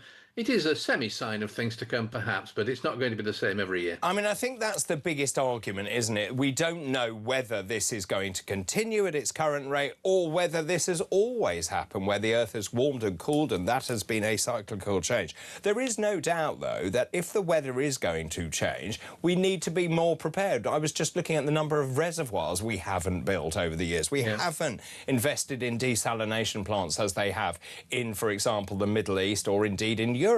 And it just seems to me there's no political will, or there hasn't been until now, although I understand they are now about to start planning for new reservoirs, and not before time. Not before time. No, last one I read was the Carsington Reservoir in Derbyshire. I remember that one being built when I was living in the area. And that was way back in the early 80s, probably. So, yes, we don't get too many reservoirs built in this country. And then, you remember, just a few years ago, well, it's probably 10 years ago now, also in Derbyshire, we had that reservoir which was causing havoc because the dam wall was breaking and it was going to flood the villages around it. So, you just cannot win. You just don't know what's the best thing to do. But, of course, we had all this situation way back in 2003 and 2006. I'm not going to talk about the infamous, if you want to call it that, 75, 76 summers, which were absolutely extreme. But in 2003 and 2006, we had some fabulous summers. And everybody then was talking exactly as you are now, David, saying that this is a sign of things to come. And what are we going to do about it? Well, straight after that, we had some lousy summers. It never stopped raining. There was flooding everywhere. People might say, well, that's part of climate change or it's part of global warming. Well, to a degree it is. More energy in the atmosphere, so you're going to get these bigger extremes. Yeah, way back in 2003 and 6, gardeners were preparing for drought-resistant plants, and that's the way it was going to be, but it never really happened. Maybe it will turn this time. Do you know the government announced 9 new reservoirs last year, although the first ones aren't expected till 2036, which is not very useful. And there was one under construction before the announcement. That's Havant Thicket in Portsmouth. Wait for this. It will be the first reservoir for more than 30 years when it opens in 2031. Yeah, well, which was the last one then? Because I remember the Carsington in Derbyshire. I'll go with that one. Yeah, I mean, that feels an awful long time ago. That was 40 years. Probably. Well, I honestly think it is about that time, and we have done absolutely diddly squat about it through successive governments. Now, I don't know if you saw this story, and it's a rather good one, but my friend Richard Tice got himself into a rather bit of trouble because he made a comment talking about the changing climate, and he said there are upsides to it, and he said, but maybe the really good upside to this is we will be able to enjoy fine English wine and fine English sparkling wine. He got himself into a bit of trouble. Well, that's ridiculous to get into trouble because 2,000 years ago, the Romans turned up. And when they turned up in their little skirts, it was very, very cold. But while they were here in 400 years, it got significantly warmer and they started making wine as far north as Yorkshire.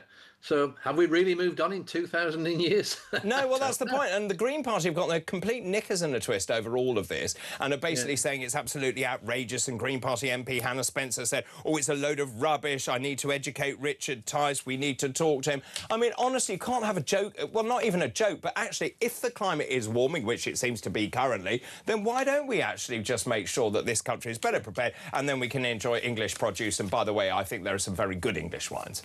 Yeah, I'm sure there are. Of course, I don't drink white wine, I drink red. And that does tend to come from the continent, but never mind.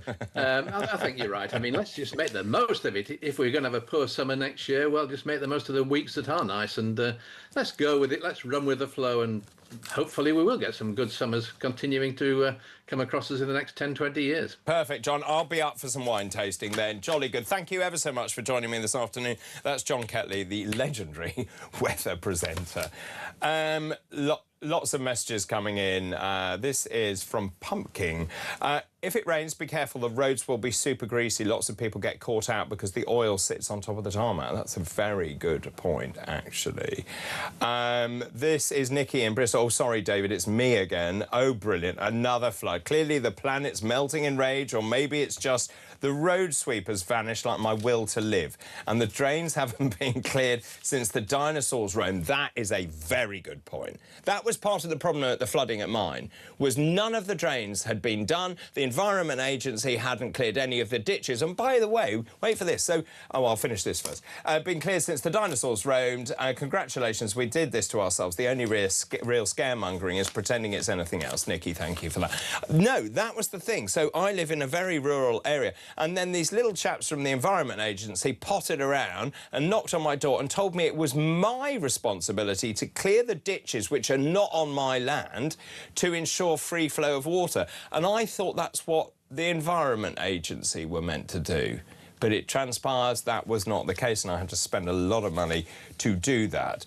Joanna in Salisbury, long time, hello. David, maybe we ought to import a shiver or school of great white sharks into the channel to stop the illegal migrants. See how many migrants hang their legs over a dinghy then. They could replace the French government sharks. Ooh, good one. Actually, we talked about sharks yesterday, these influencers who were taking pictures of themselves dangling their legs into great white sharks and then being surprised that they had their legs or arms bitten off. I mean, honestly, you couldn't make it up. Dr. B, this is Betty. Hello, Betty. Really nice suit combo today.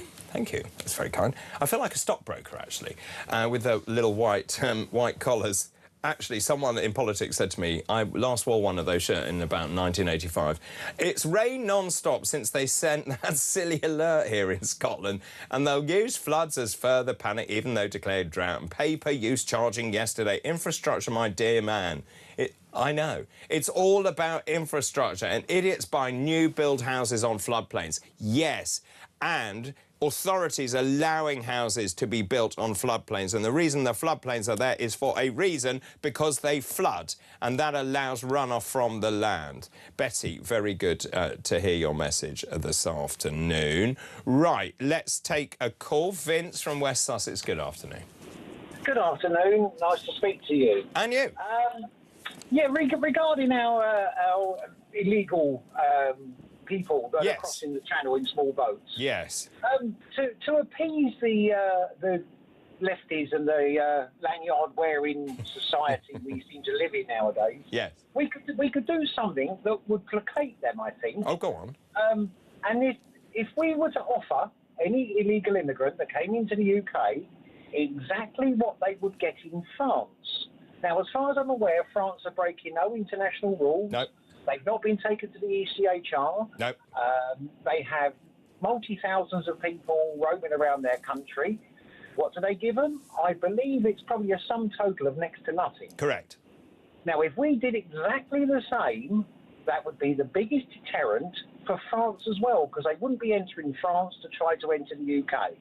So it would solve France's... If the whole of Europe did the same, stayed obviously within the law, your lefties couldn't start screaming because, oh, you're breaking human rights laws, you're breaking this, you're breaking... No, we're not. We're doing exactly the same as our European partners.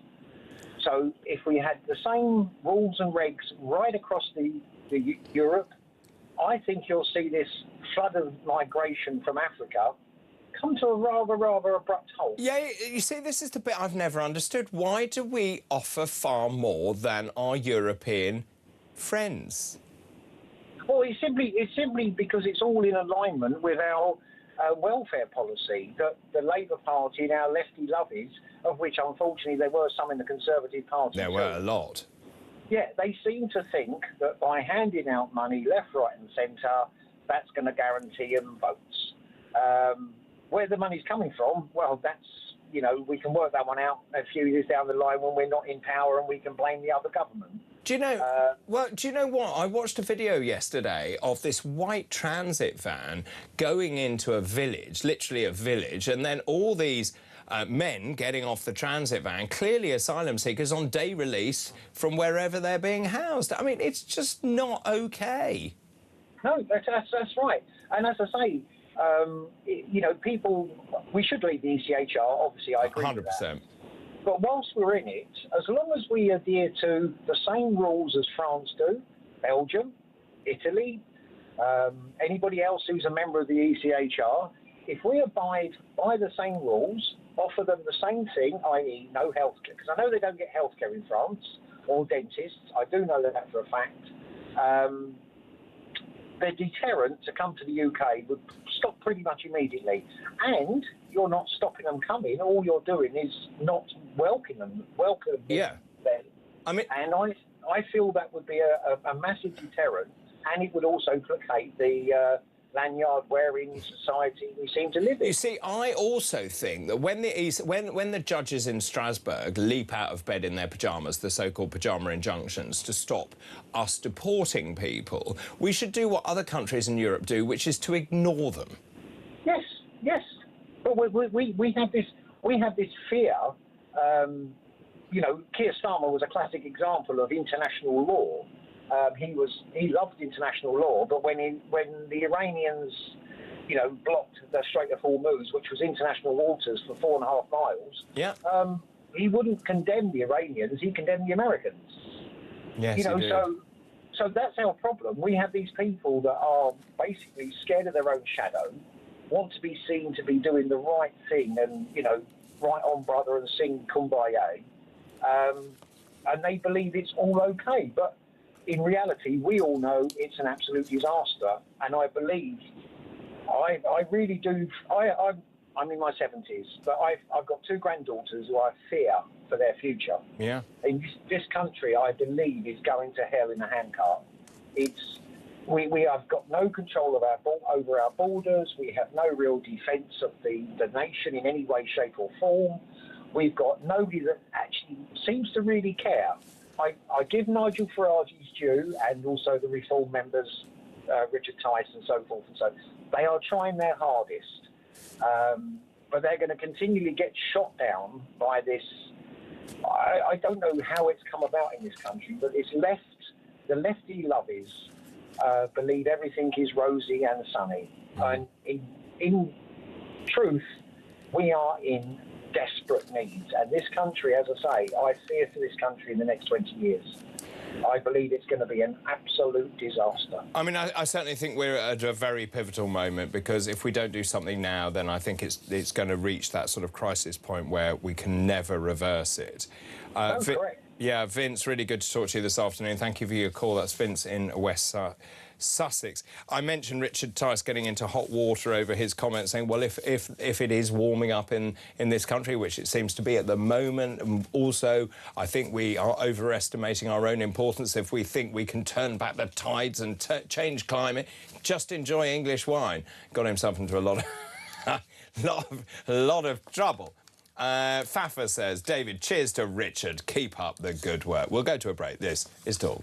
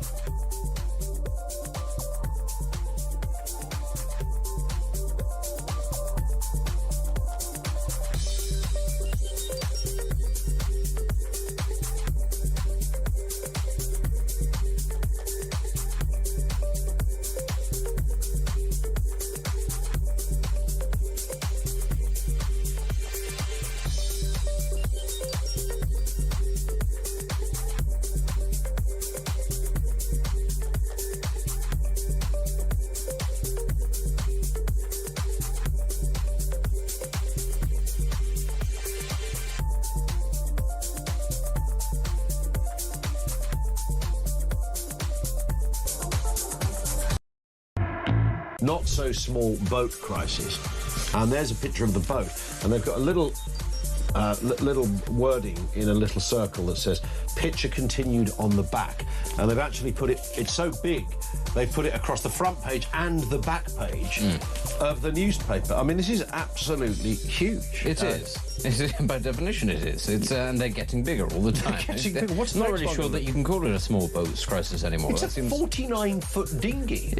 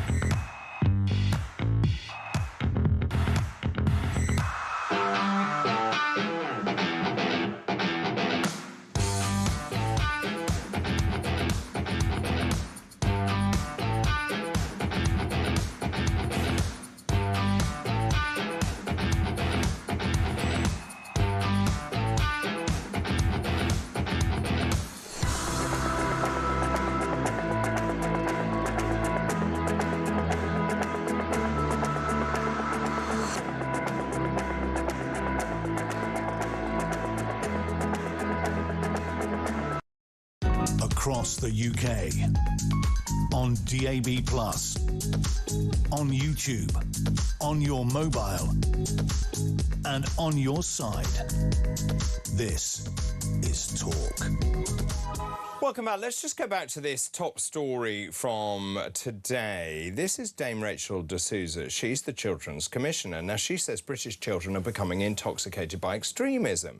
She's called on the government to introduce a range of curbs to social media use for under 18s. She said children are repeatedly talking about weapons, idolising violent attackers, sharing videos of beheadings or suicides, and also seeing decapitation. She says they're falling outside of counter-terrorism measures. She says children's safety experts are deeply concerned that children are being drawn into radicalisation and violence fascination online, with the internet being central to the process. Now, the report goes further to recommend the government impose measures on tech companies to prevent access to children until they can demonstrate they're protected from harm. So she talks about curfews and bans on advertising and limits on scrolling and blocks on strangers, talking to kids, and she talks about applying that to social media gaming platforms and AI chatbots. Now, she goes further to say that these kids pre-morbidly have no dispensation. They're not sort of right-wing, they're not left-wing, they're not radicalised religiously, but the kids seem to be intoxicated by extremism. In terms of prevent, it's probably not the right place, but when you look at the numbers of kids being referred to prevent, it's gone from 2,918 in 2016-17 to nearly 5,000 in 2024 and 2025. And this is also looking at the case of Axel Rudiker-Banner. Of course, we know this shocking sort of crime that he committed of killing those 3 lovely girls.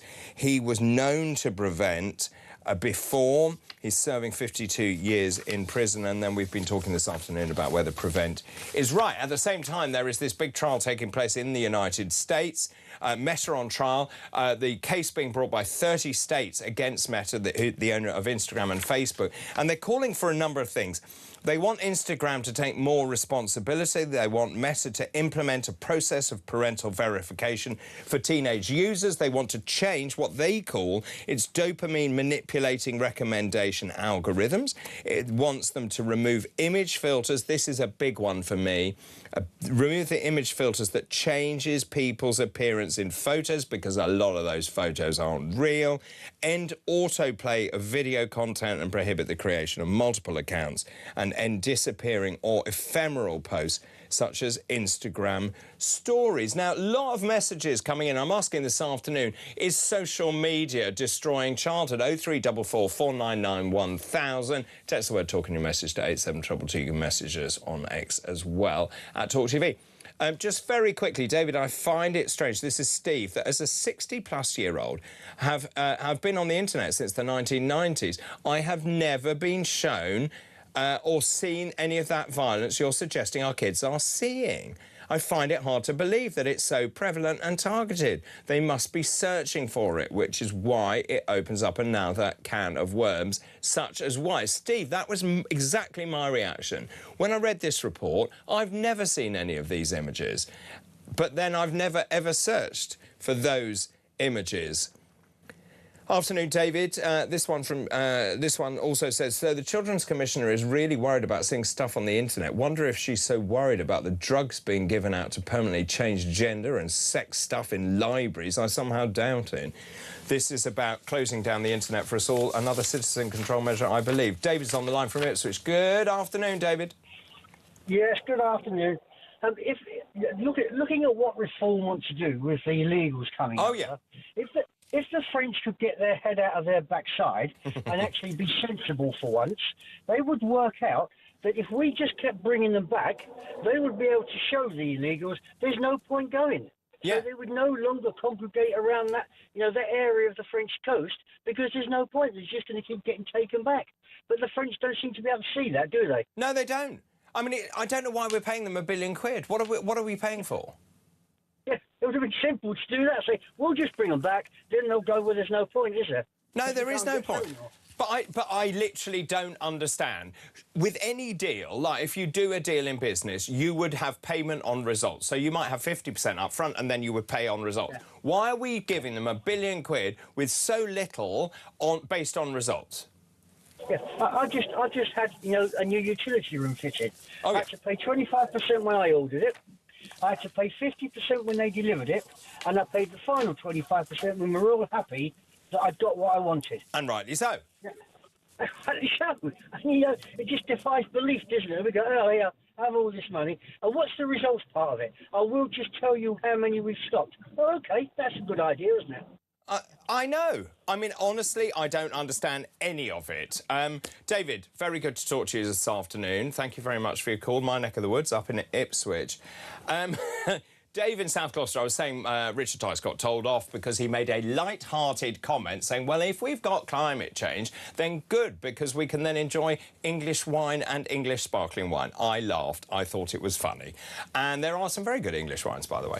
Good afternoon, David. This is Dave in South Gloucestershire. I have never heard anything so ridiculous and pathetic as this furore caused by the left and the left gutter press over Richard Tice's comment about British wine. Do you know what, David? They need to accept reality. You cannot beat nature. You cannot stop climate change. You should adapt to live with it. You should exploit and capitalise on the benefits. I would dearly like to see that Green MP, Hannah whatever her name, Hannah or whatever